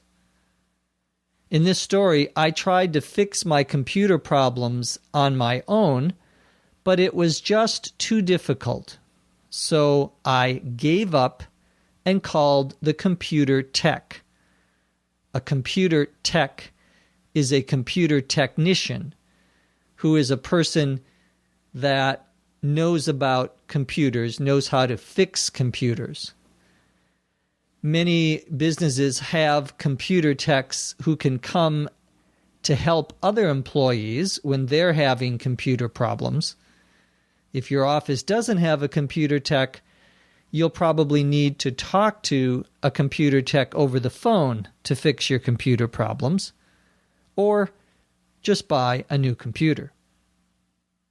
I don't usually like calling the computer tech to help me with computer problems. She's nice enough, meaning she is not mean or unkind, but she always makes me feel like I did something bad to my computer, meaning I shouldn't have done something, even though I didn't do anything. The computer sometimes stops working for no reason, but the computer tech always makes me feel guilty, as if I had done something to break the computer. When the computer tech arrives, she sits down at my computer, meaning that she sits on a chair in front of my computer, and asks me a lot of questions to find out what the problem is. I tell her about the problems I had, and she asks if I had any problems while working on my word processing program. A word processing program is a type of computer software that lets you make written documents by controlling the size, the style, and the color of the text, among other things. Microsoft Word is the word processing program that most people use, in the United States anyway. I say that everything was fine when I was working with the word processing program, but that I did have some trouble formatting one of my files. To format means to change the appearance of a document, usually by changing the spacing between the lines or changing the size and style of the text, perhaps adding a border or a line around the paper. For the first page of the report, some people like to format the title so that it's in the middle of the page, for example. I was formatting my report when I started having computer problems. Next, I got an error message. An error message is a short message that appears on your computer screen when something has gone wrong, or when the computer is no longer working properly. Error means mistake. In this case, there's some problem with the computer. Sometimes error messages say things like, a fatal or deadly error has occurred. And then when you click OK, the program shuts down and you lose whatever document you were working on. To shut down means to close down, to no longer be operating on your computer. The opposite would be to open up a program. This time, I got an error message while working on my spreadsheet program. A spreadsheet program is a type of computer program that lets you enter numbers and perform calculations, such as adding, subtracting, and other math formulas. Spreadsheet programs often are used to calculate or figure out how much a company is making, for example. The most popular program currently in the U.S. is Microsoft Excel. That's the most popular spreadsheet program. The computer tech starts doing something to my computer, typing on the keys, the buttons on the keyboard that you push, a mile a minute for a long time. The phrase a mile a minute means very quickly. To say that the computer tech was typing a mile a minute means she was typing very quickly. You could also have someone who speaks a mile a minute when they speak very quickly. After she types quickly for a long time, she says, "Okay, it's fixed," meaning she has taken something that was broken and made it so that it works again. You can fix a radio, you could fix a broken car, you can fix any sort of machine. You can also fix a situation or a problem that you're having, for example, with a relationship. The best way to fix a relationship with another person is to find a new person. That's the easiest. The computer technician is fixing my computer, and when she's done, she says it's fixed. Then she says to me, "You shouldn't have any more problems now, as long as you don't abuse your computer." To abuse, A-B-U-S-E, something or someone, means to hurt something or someone by treating it very badly. If I were angry, I might abuse my computer by taking my hand, making a fist, putting my fingers together, and punching the computer screen. That would hurt my hand, but I would also feel better even though I was abusing or hurting my computer. I do this a lot. Of course, I never actually abuse my computer, at least not in the story, but it's no good talking to her because she won't believe me. Now that my computer is fixed, at least I can begin working again. I'm sure you can understand how frustrating all these computer problems can be. Now that we've talked a little bit about the vocabulary you may need to talk about your computer problems, let's listen to the description of this part of my day again, this time at a normal rate of speech. When we return to the office, I know I have to try to make some headway with my report. Unfortunately, as soon as I sit down in front of my computer, it starts acting up. First, my computer screen freezes and I have to boot it up again. Then, when I try to print a copy of my report, it won't print. I discover that the problem is that the printer is jammed, so it takes some time to clear it and for it to work again. Finally, when I think that my computer worries are over, my mouse and keyboard go haywire. I finally give up and call the computer tech. I don't usually like calling the computer tech to help me with computer problems. She's nice enough, but she always makes me feel like I did something bad to my computer, something I shouldn't have done, even when I haven't. When she arrives, she sits down at my computer and asks me a lot of questions to find out what the problem might be. I tell her about the problems I had, and she asks if I'd had any problems while working on my word processing program. I say that everything was fine, but I did have some trouble formatting one of my files and got an error message when working on my spreadsheet program. She starts doing something to my computer, typing on the keys a mile a minute for a long time. Finally, she says, "Okay, it's fixed. You shouldn't have any more problems now, as long as you don't abuse your computer." Of course I never abuse my computer, but it's no use telling her. At least my computer is fixed, and I can keep working. That's the end of our 6th lesson.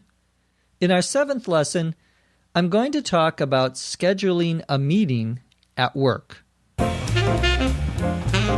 This course has been a production of the Center for Educational Development in beautiful Los Angeles, California. Visit our website at eslpod.com. This course was produced by Dr. Jeff McQuillan and Dr. Lucy Say. Copyright 2008.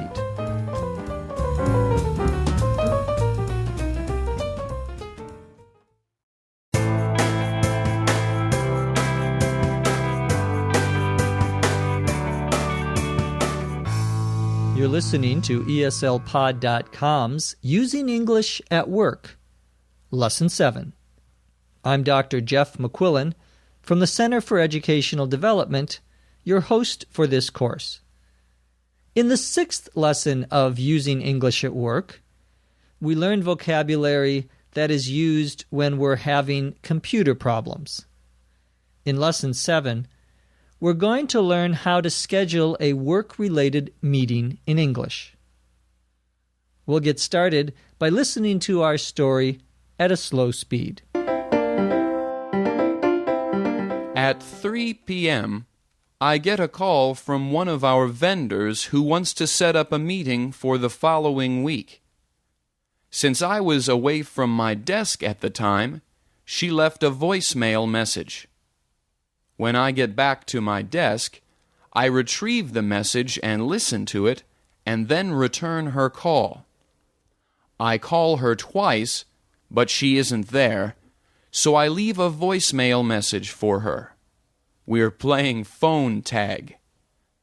Finally, at 4 p.m., she calls again, and since I am at my desk, we can talk at last. Andrea asks me if it is possible for us to meet early in the week next week. I check my calendar and tell her that I'm tied up Monday and Tuesday, but that I'm free Wednesday afternoon or Thursday morning. She says that Wednesday afternoon suits her and asks what time would be good for me. I tell her the earlier the better, since I will be entertaining clients that night and need to leave work a little early that day. She suggests 1 p.m. I check my schedule again to confirm that 1 p.m. Wednesday is free and clear, and it is. She says that she will send me an email Wednesday morning as a reminder, and I thank her. After all of that back and forth, we finally have a meeting set for next week. When this part of my day begins, it is 3 p.m., and I get a call from one of our vendors. A vendor is a company that sells a specific type of product to other companies. Most companies have vendors for computer products, office supplies, maybe photocopy machines, and many other things, whatever that company needs to buy from another business. The vendor who calls me wants to set up a meeting for the following week. To set up a meeting means to schedule or arrange a meeting, or to find a time when 2 or more people are available to meet.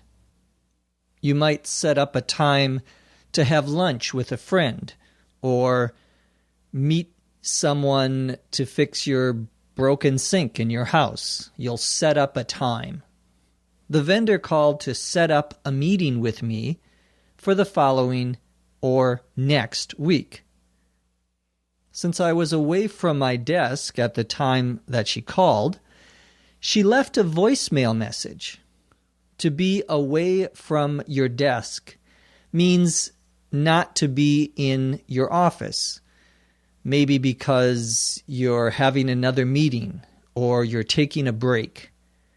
Because I was away from my desk, I wasn't able to answer my phone when it rang, so the vendor left me a voicemail message.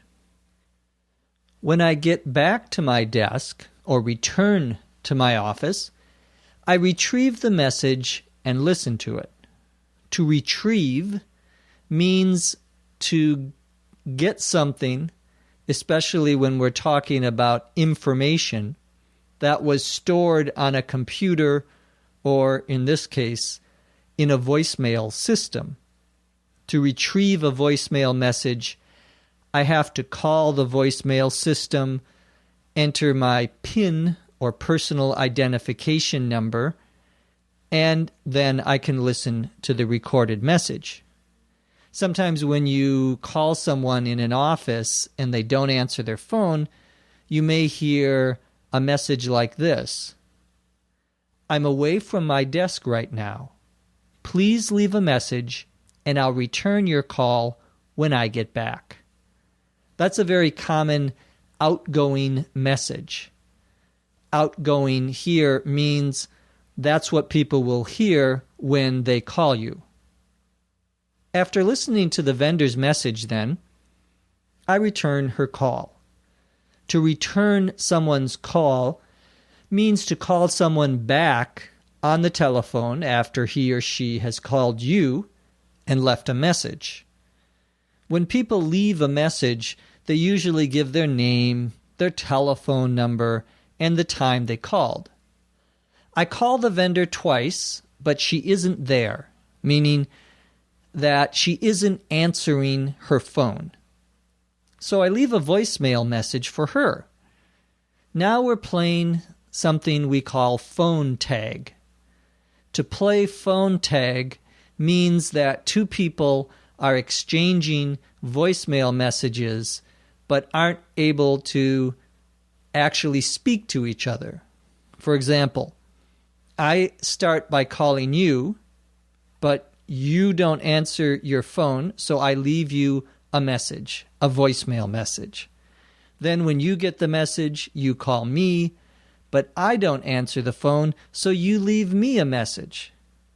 If we are both busy people, I'm not, but you probably are, we might continue to do this for a long time, and this is what we call playing phone tag.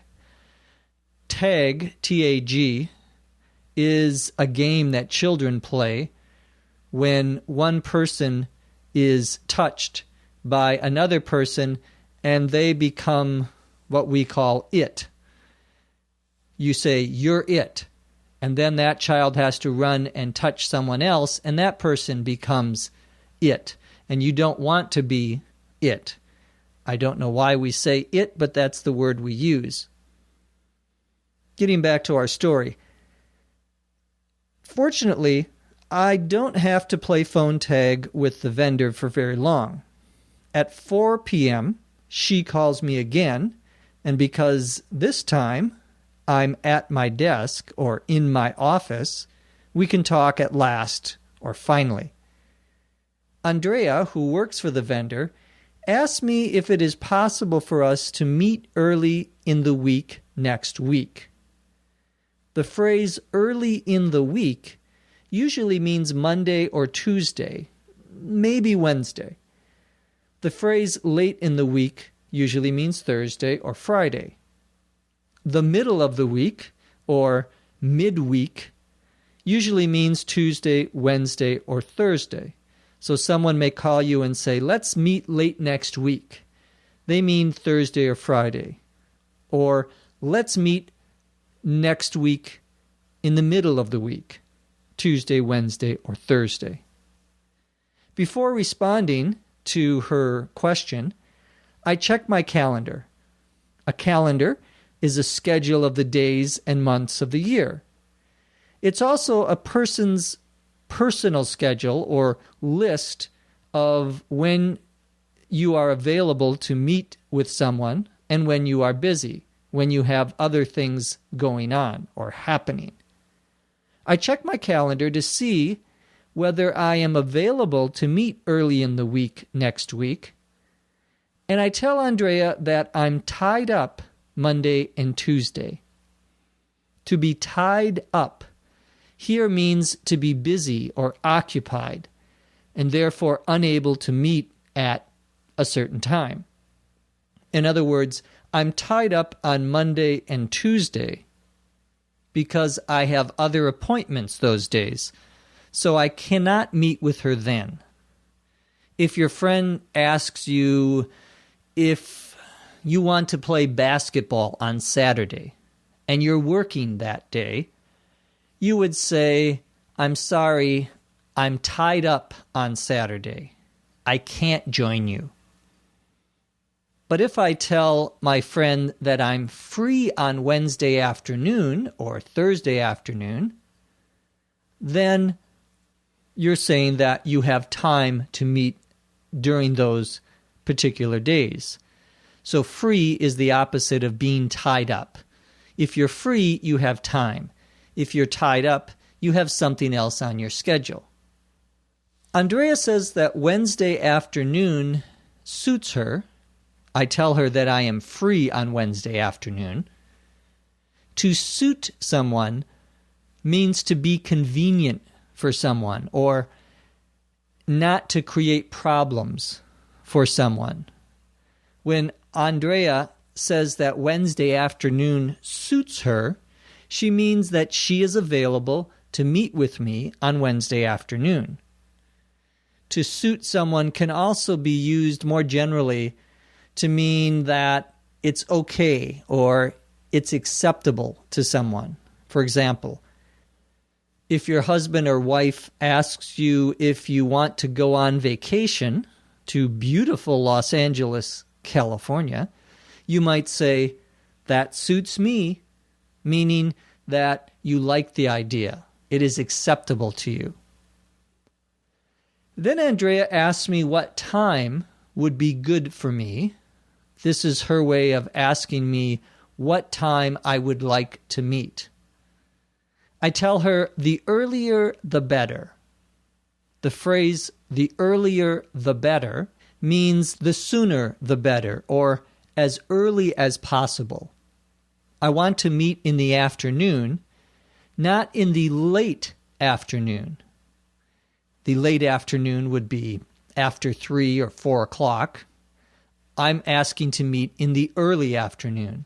In fact, the earlier the better. I explain that the reason meeting earlier is better for me is that I'll be entertaining clients that night, and I need to leave work a little early that day. To entertain clients means to take important customers for your business to dinner or perhaps to a play or some entertainment. This is supposed to improve their relationship with your company or your relationship with them. Usually managers are given a certain amount of money to entertain clients, taking them out for lunch or dinner, especially if they work in sales. Since I have to entertain clients on Wednesday night, I need to leave the office early that day, and that's why I would prefer to meet with Andrea earlier in the afternoon. Andrea suggests 1 p.m. I check my schedule again, meaning that I look at my calendar to confirm that 1 p.m. on Wednesday is free and clear. To confirm means to verify something or to say that something is correct or true based on the information that you have. We often confirm appointments to make sure that the people we're supposed to have a meeting with still have time to meet with us. Doctors and dentist offices usually call their patients to confirm their appointments to make sure that they will be coming at the scheduled time, often calling the day before, for example. When I say I'm free and clear, that's just another way of saying I am open. I don't have any meetings or other obligations during that time. I'm looking at my calendar to confirm or check that 1 p.m. on Wednesday is free and clear. It is free and clear, so Andrea and I agree to meet at 1 o'clock on that day. Andrea says that she will send me an email Wednesday morning as a reminder. A reminder is something that is said or written so that the other person doesn't forget about something important.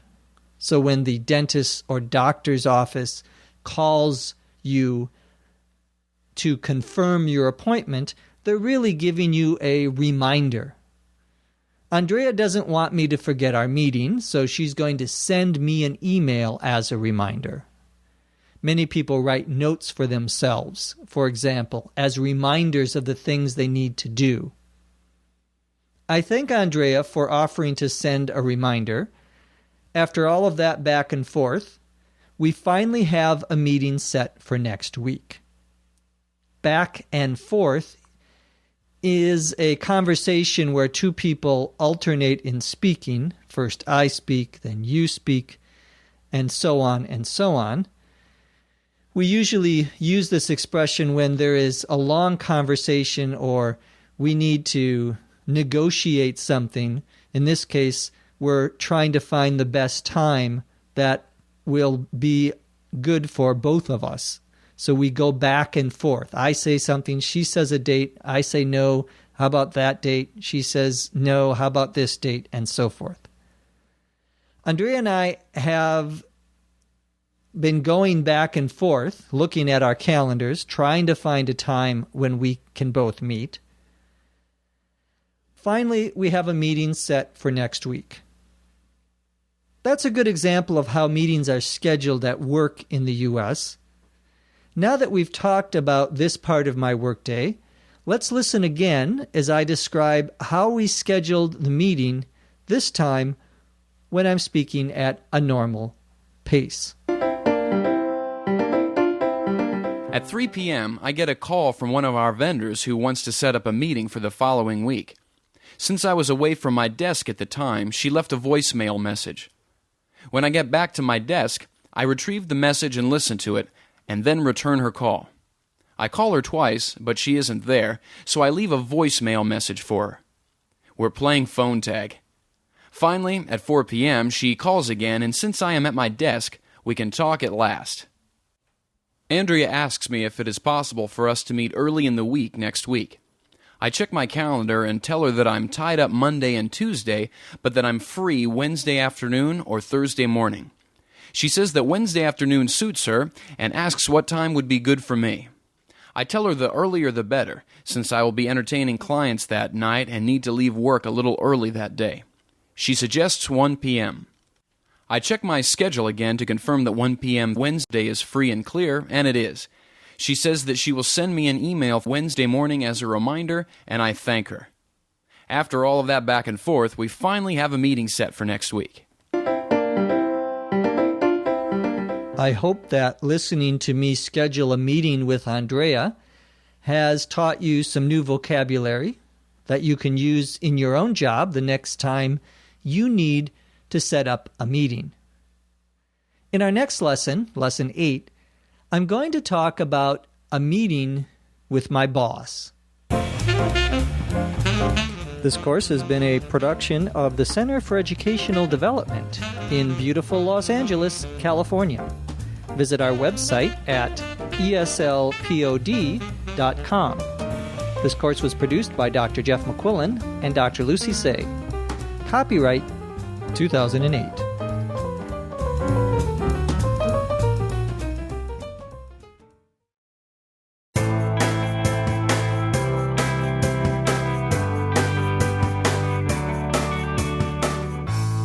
You're listening to eslpod.com's Using English at Work. I'm your host, Dr. Jeff McQuillan, from the Center for Educational Development. In our 7th lesson, we learned vocabulary that is related to scheduling a meeting. In this 8th lesson, we're going to have a meeting with the boss. Let's begin by listening to the story read at a slow speed. Before leaving work for the day, I want to stop by my boss's office to give him an update on my progress. I know he's expecting the report on Monday, and I want to let him know that it will be finished on schedule. Before I can do that, he calls me into his office and tells me to sit down. He tells me that the regional manager is impressed with my work and is considering me for a promotion.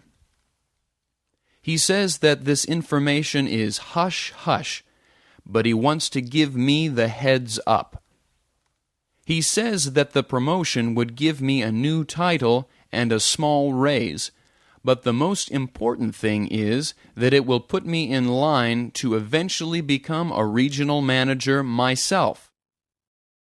He praises me for my hard work and encourages me to keep my head down and to keep plugging away. I'm so surprised, I don't know what to say. I've never thought of myself as a corporate climber, and I didn't think that my work was a standout from my coworkers. Of course, I thank my boss, shake hands with him, and leave his office. It's nice to get a pat on the back from him, and I hope that the promotion does come through. I don't want to jump the gun, though, so I'm not going to think about it too much in case it doesn't happen.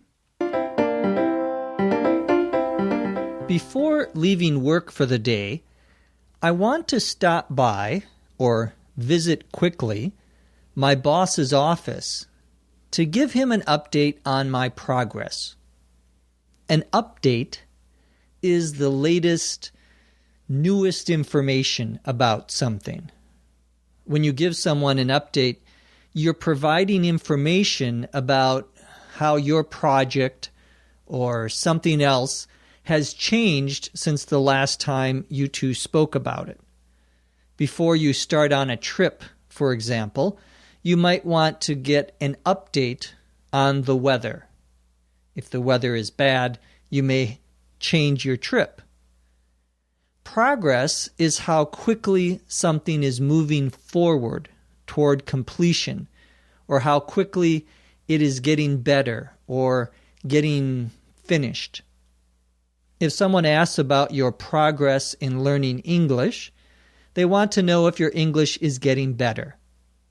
I hope it is after listening to this course. I go to my boss's office to give him an update on my progress, meaning that I want to tell him the latest news about how the report is coming along, how it is developing, how it is going. I know my boss is expecting the report on Monday, and I want to let him know that it will be finished on schedule. On schedule means on time, or as we originally planned. My boss tells me he needs the report on Monday. Fortunately, I am going to be able to give it to him that day, so the report is on schedule. If we say something isn't on schedule, then we mean we have to find more time to work on it, or else it won't be finished by the date when it's needed. We may say, are the trains running on schedule? Meaning, are they arriving to the stations, the train stations, at the time that was originally planned? If they're not on schedule, we would say also they are behind schedule. Behind schedule would mean, in this case, they are late. If I'm behind schedule on my project, that means that it will not be finished when I planned it to be finished. Before I can go to my boss's office, however, he calls me into his office. To call someone into your office means to ask someone to come into your office, usually for a private conversation that wasn't scheduled or planned. Sometimes when a boss calls an employee into his or her office, the person gets nervous and scared because the boss may be mad or angry about something.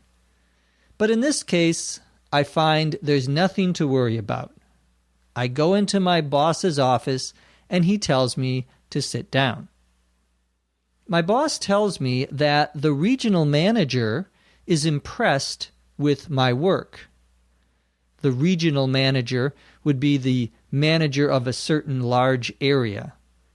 For example, if a company sold products to all 50 states in the United States, there might be different regional managers, one for the western region, one for the southern region, and so forth. My boss says that the regional manager is impressed with my work To be impressed with something means to be very pleased or very happy with something that has happened or with something that another person has done. Parents are usually very impressed with the things that their children do, even the smallest things sometimes. The regional manager is impressed with my work, which means that she likes the work I've been doing. Next, my boss tells me that the regional manager is considering me for a promotion. A promotion is a move within one company from a less important job to a more important job. Usually because someone has done his or her job very well. A promotion often leads to more money as well. People get promotions from manager to director or from vice president to president. Getting a promotion is usually very good news, unless it's more work with the same amount of pay. Then, not so good news. My boss says this information is hush-hush. Hush-hush is an informal term that means that something is a secret, something that shouldn't be talked about with other people. To hush means to tell someone to be quiet. So hush-hush means being quiet about something, not telling anyone else. You might tell a friend, for example, that you're falling in love with the woman who works next to you, but you ask him to keep it hush-hush because you don't want other people to know, like her boyfriend. By saying that the information is hush-hush, then, my boss is asking me not to tell other people that I'm being considered for a promotion. The boss shares this secret information with me because he wants to give me the heads up. A heads up is information that you receive before anyone else does. A heads up is an advanced notice. If you're a good customer at a clothing store, the store might give you a heads up about a sale that's going to start in a few days. They're giving you information in advance before other people get it. In this case, my promotion hasn't happened yet, but now I have a heads up on it, and I won't be surprised if it does happen. I hope it does. My boss says that the promotion would give me a new title. A title is the name of your job, basically. Common titles include customer service representative, finance director, vice president of marketing, or perhaps senior accountant. In addition to getting a new title, I'm also going to get a small raise. A raise is an increase in your salary, the amount of money that you earn for doing your job. Many people get a small 2 to 3% raise at the end of the year to cover the high costs of living, but they can also get larger raises, maybe 5 or 10%, for doing their jobs very well. When we get a promotion, as I mentioned earlier, we usually get a raise because the new position is often more difficult and has more responsibility.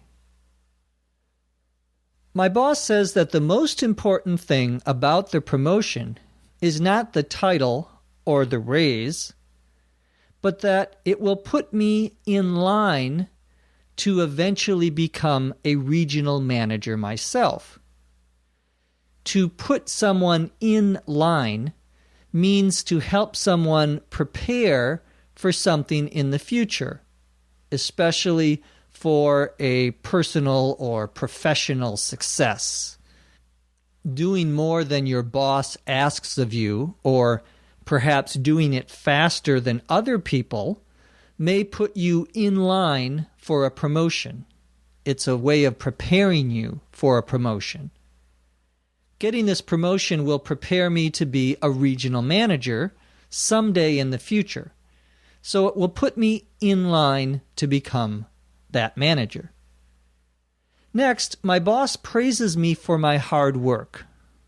To praise someone means to say good things about what that person has done, to compliment him or her.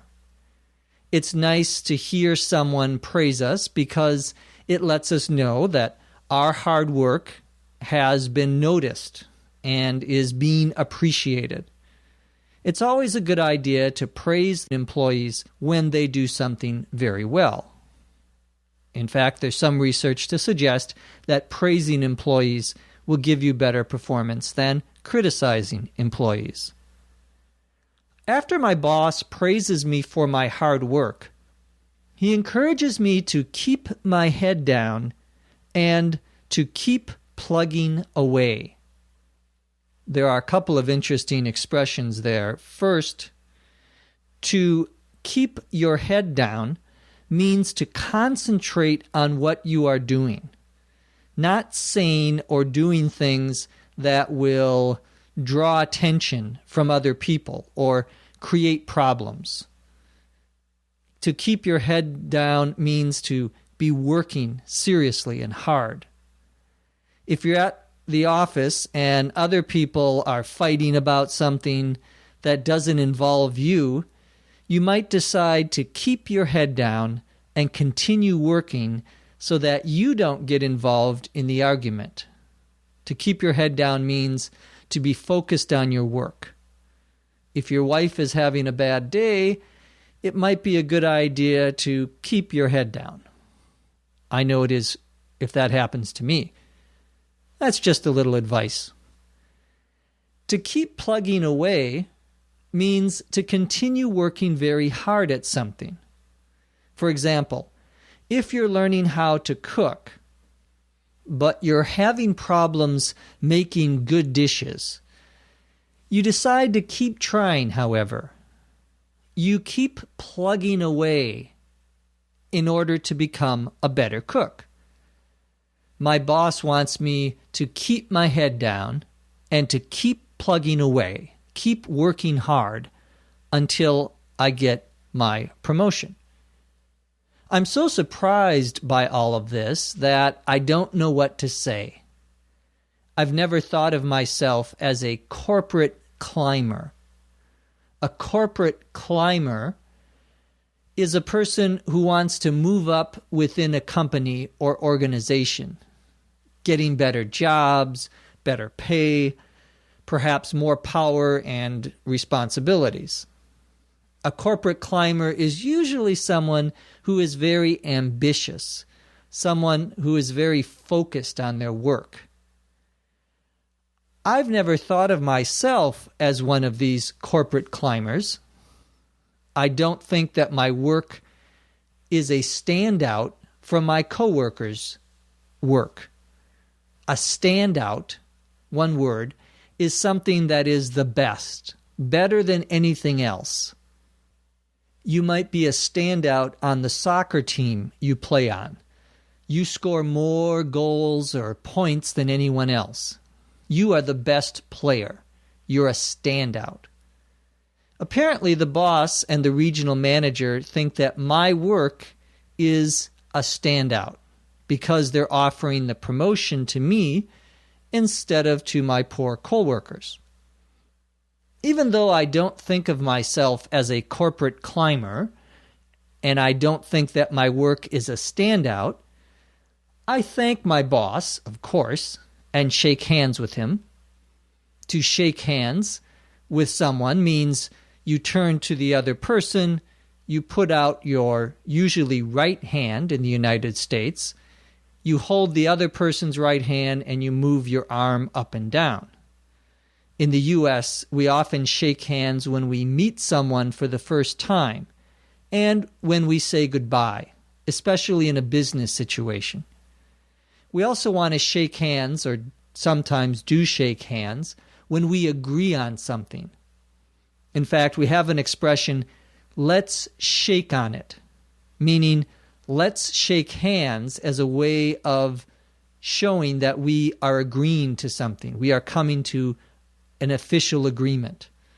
After shaking my boss's hand, I then leave his office. It's nice to get a pat on the back from the boss.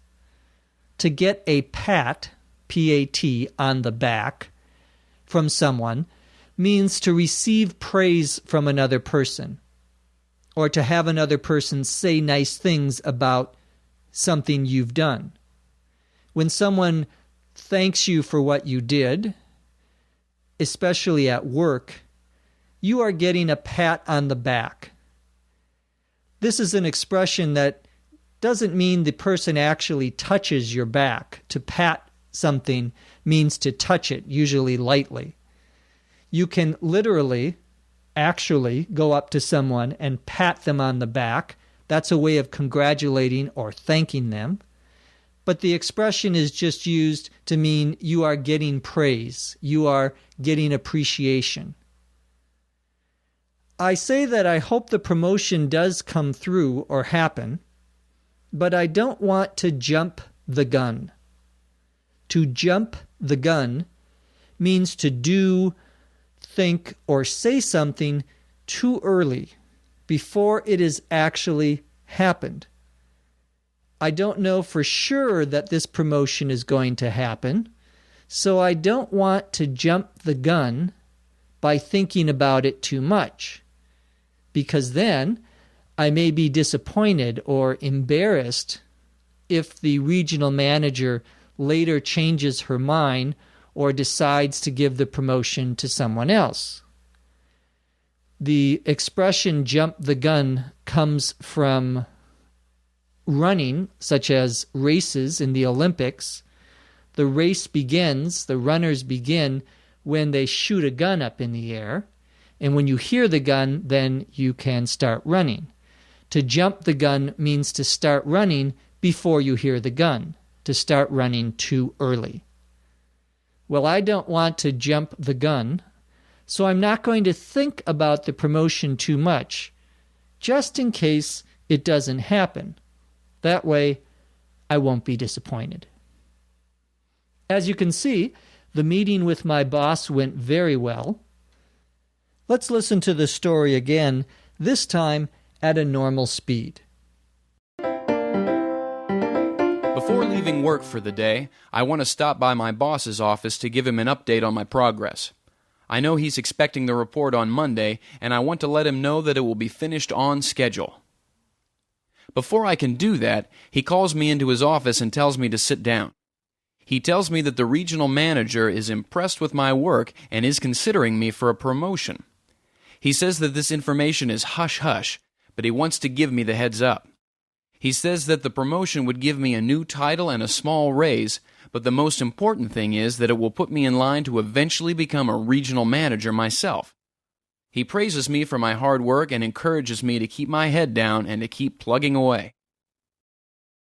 I'm so surprised I don't know what to say.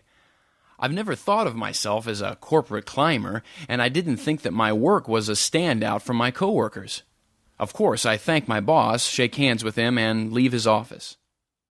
It's nice to get a pat on the back from him, and I hope that the promotion does come through. I don't want to jump the gun, though, so I'm not going to think about it too much in case it doesn't happen. In this lesson, I met with my boss and received some good news. In lesson number 9, our next lesson, I'm going to talk about leaving work at the end of the day. This course has been a production of the Center for Educational Development in beautiful Los Angeles, California. Visit our website at eslpod.com. This course was produced by Dr. Jeff McQuillan and Dr. Lucy Say. Copyright 2008.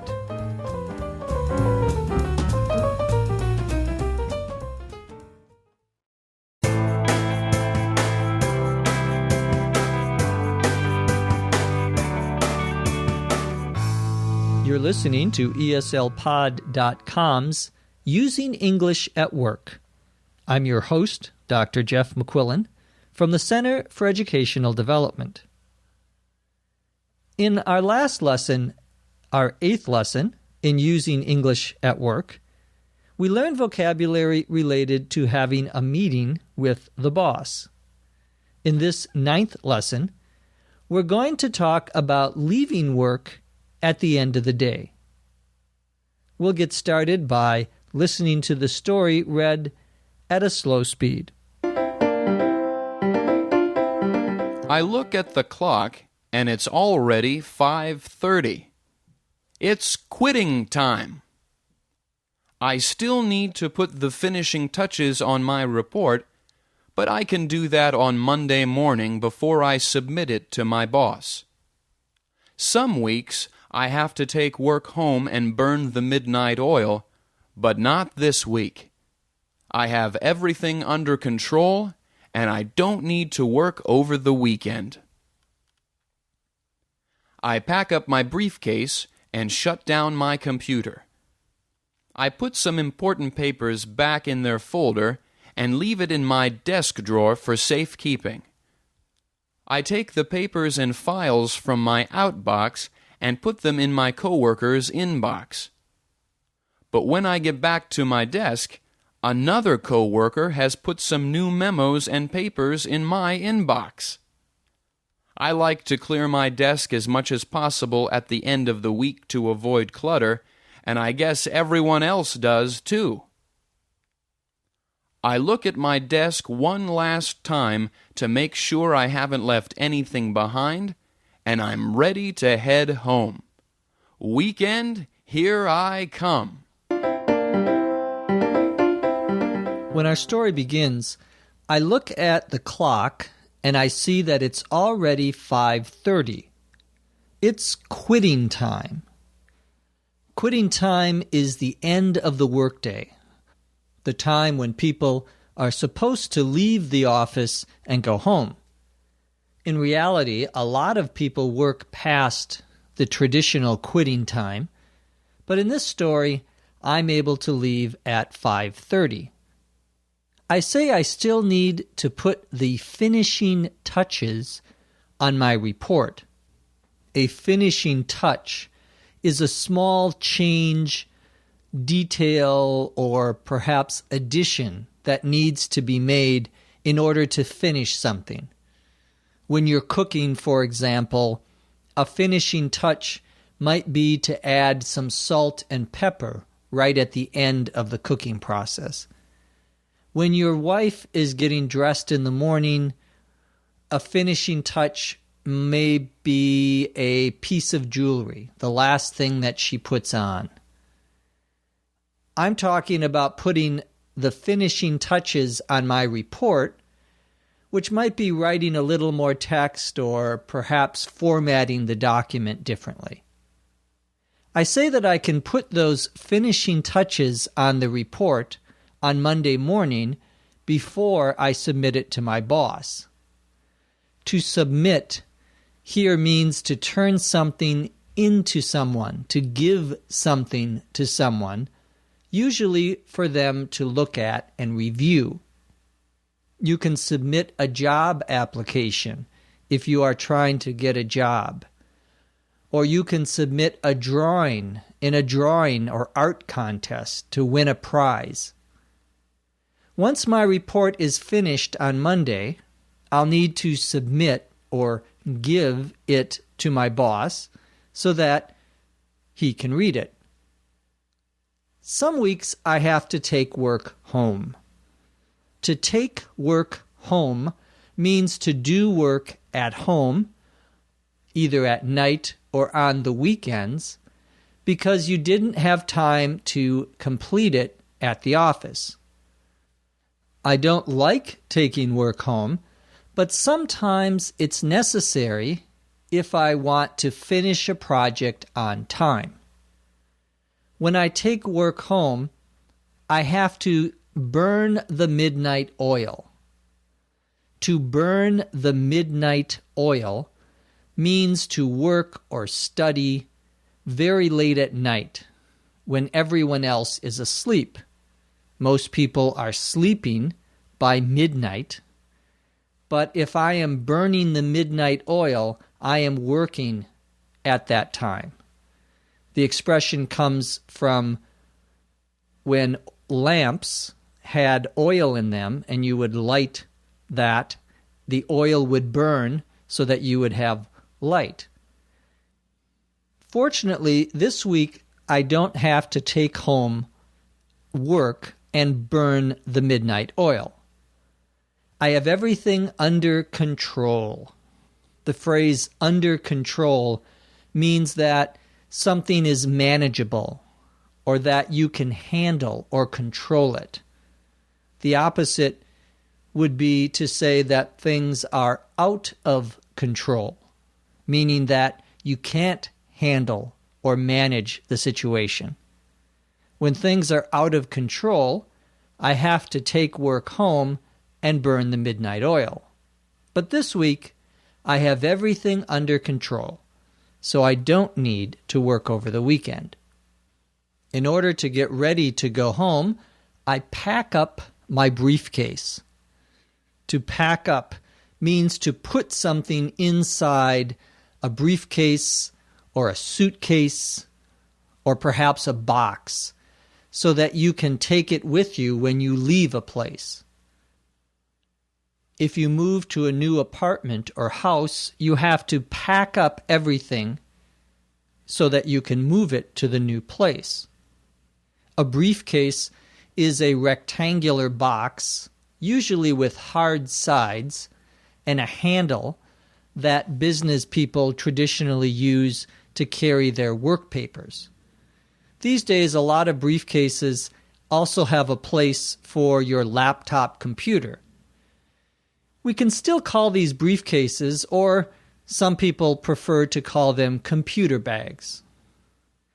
When I pack up my briefcase, I am putting papers and other things into this small container, this case that I can use to carry things to and from work. The next thing I do is shut down my computer.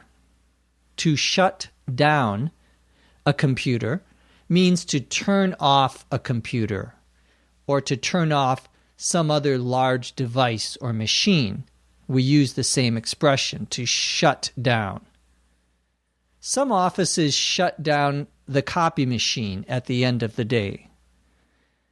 After I shut down my computer, I put some important papers back into their folder and leave the folder in my desk drawer for safekeeping. A desk drawer is the part of your desk that is a box with a handle on the front, so you can pull it open, put things inside, and then close it again. My desk drawers are full of pens, pencils, paper, files, perhaps some paper clips. I need to clean out my desk drawers, is what I'm saying. Safekeeping means safety, security, or storage in a place where things won't get lost, stolen, or damaged.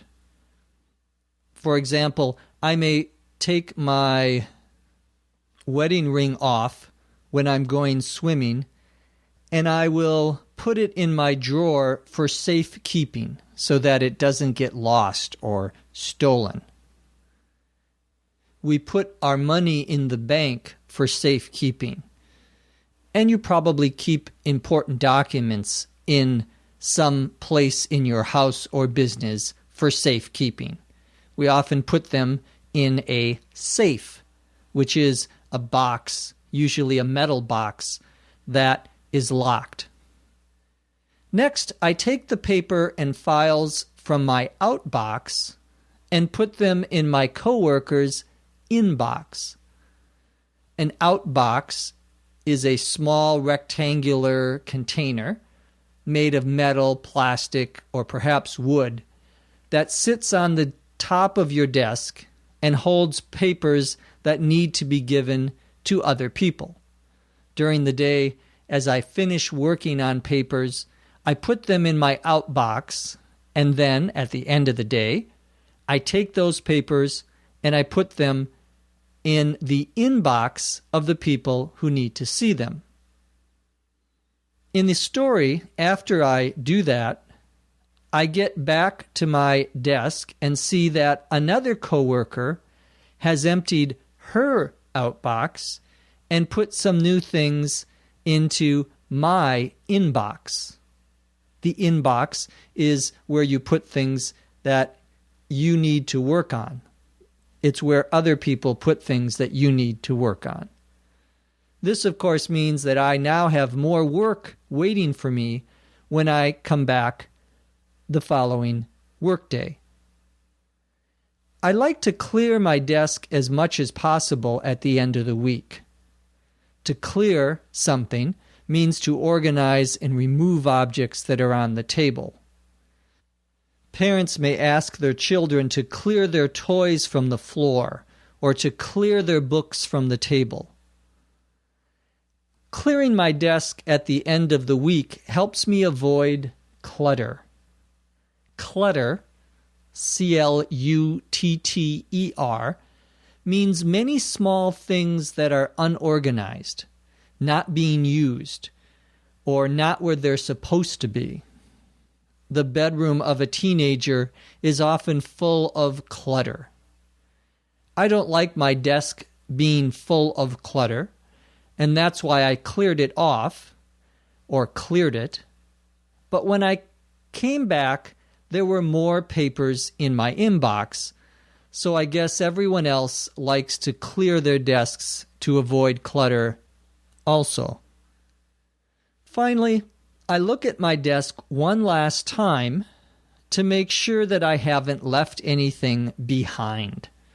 To leave something behind means to forget to take something when you are leaving a place. When I leave the office on a hot afternoon, I may accidentally leave my jacket behind, and then I don't have anything warm to wear on my walk back to work the next day when it's cold in the morning. It's always a good idea to look around and make sure that you haven't left anything behind when you leave a place. This happens to me when I go to a hotel. I always forget something because I don't look around to make sure I haven't left anything behind. In our story, I don't see anything that I've forgotten, so I'm ready to head home. To head home means to leave a place and start to go home. You may head home at 5:30, and on a day when there isn't much traffic, you may arrive home or get home at 6 o'clock. Assuming you don't have a long commute or drive, a long bus ride or train ride home. If you live in Los Angeles, you can expect to get home another hour and a half later. The verb to head here means to go in that direction, to move in that direction. To head east means to go in an easterly direction. To head to the beach means to start driving or walking or taking a bus toward the beach. As I'm leaving my office, I think, "Weekend, here I come."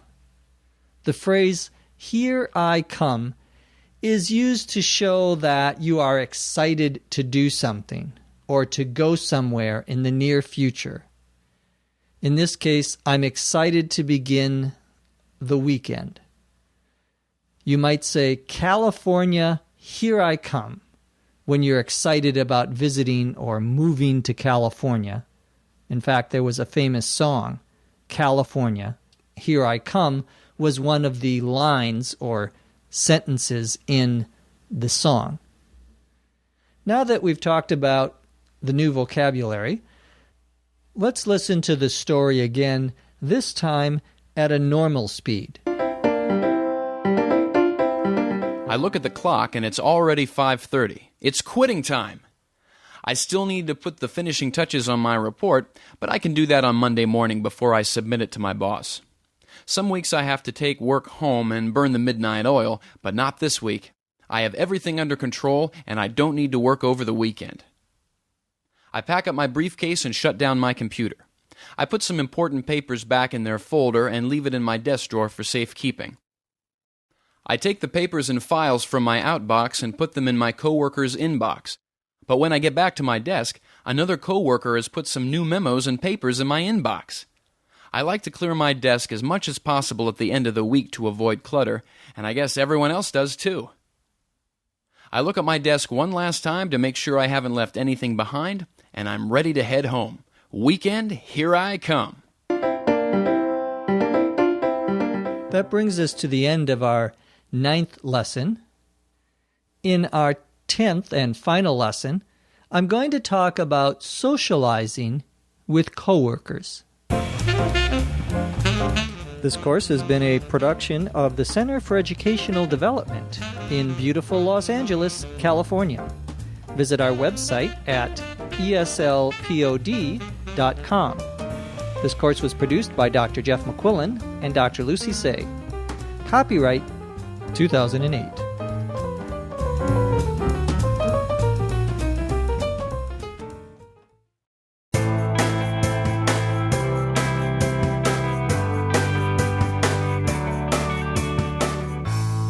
You're listening to eslpod.com's Using English at Work, Lesson 10. I'm your host, Dr. Jeff McQuillan, from the Center for Educational Development. In the 9th lesson of Using English at Work, we learned vocabulary related to leaving the office at the end of the day. In this 10th and final lesson, we're going to talk about socializing with coworkers. We'll get started by listening to our story first at a slow speed. When I walk past Van's desk on my way out of the office, I see that he's talking to a group of people. He stops and asks if I want to go with them to happy hour at the restaurant and bar down the street. It has been a busy week, and I need to blow off some steam. On top of that, I don't have any big plans for the evening, so I say yes. 8 of us walk down the street to Steve's Cantina. We find a table in the back of the bar and look at the drinks menu. Happy hour is from 4 to 7 p.m., and the drinks are half price. We order our drinks, and I go to get some snacks and appetizers. I look at the food that's available, and I see a lot of deep-fried foods and chips and dip, so I load up and go back to the table.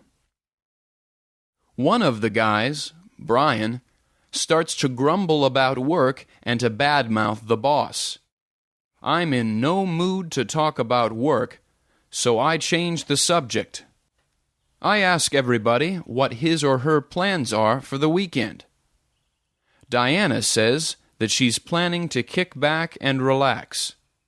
Rodrigo said he has a hot date. Van tells us a funny story about the last date he went on that didn't go very well. We have a good laugh over it. We all have a great time at happy hour, and it's a good way to kick off the weekend. Our final story begins with me walking past Vaughn's desk as I'm leaving the office. I see that he is talking with a group of other people. He stops me as I walk by and asks me if I want to go with them to happy hour at a restaurant and bar down the street. A happy hour is a short period of time, usually 1, 2, perhaps 3 hours, in the late afternoon and weekdays, when many bars have drinks and food that cost less than usual. Bars have happy hours to get more customers to come in for a drink after work. Most happy hours are in the early evening, around quitting time, between, for example, 5 and 7 or 5:30 and 7:30. It's been a busy week for me, and I need to blow off some steam. To blow off some steam means to get rid of strong emotions and stress that have been building up over time. After the end of a long, stressful week, many people need a way to blow off some steam and relax. That's one of the reasons I'm interested in going with Vaughn and the other people to happy hour. If you and your wife have been fighting a lot recently, for example, you may want to play some sport with your friends to blow off some steam, to get rid of that stress. Usually, that doesn't work, but you can try it. I agreed to go to happy hour so I can blow off some steam, but I also have another reason. I say, on top of that, I don't have any big plans for the evening.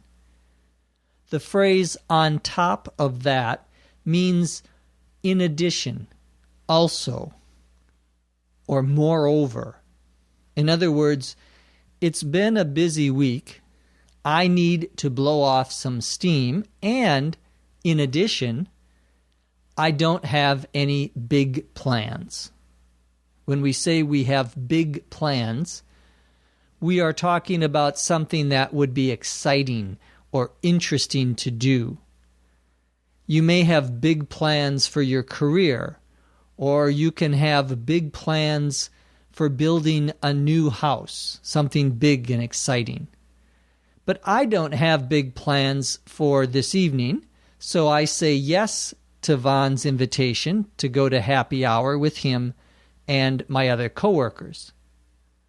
There are 8 of us in the group, and we walk down the street to a bar called Steve's Cantina. Cantina is a Spanish word used to mean a bar. We find a table in the back of the bar, away from the door, far from the door, and we look at the drinks menu. At this bar, Steve's Cantina, happy hour is from 4 to 7, and the drinks are half price. When we say something is half price, it's being sold at 50% or 1/2 of the normal price. For example, a $20 shirt at half price is $10. After we order our half-price drinks, I go to get some snacks and appetizers. An appetizer is a small amount of food that is usually eaten at a restaurant before your main meal or your entree. It's usually something small like a cup of soup, a salad. If you are at a bar, perhaps some chicken wings. I go get snacks and appetizers while we're waiting for our drinks to arrive. I look at the food that's available, and I see a lot of deep-fried foods and chips and dip. Deep-fried food is food that has been cooked in a lot of hot oil for a certain time. Usually it has a brown color after it's been cooked and is crunchy or slightly hard on the outside. Deep-fried food tastes very good, I think, but it can also be somewhat unhealthy, not good for your health, for your body. Chips and dip is a plate with a lot of potato chips or perhaps tortilla chips, that are fried in oil and salted. The dip is a creamy sauce. For example, the sauce may be made with onions and sour cream. There are many different types of dip. We use the chips to pick up a little bit of dip, and then we eat the chip and the dip together. I love chips and dip. When I see a lot of deep-fried food and chips and dip, I load up and go back to the table. To load up means to put a lot of something on your plate, or perhaps in a container, or something that can hold other things.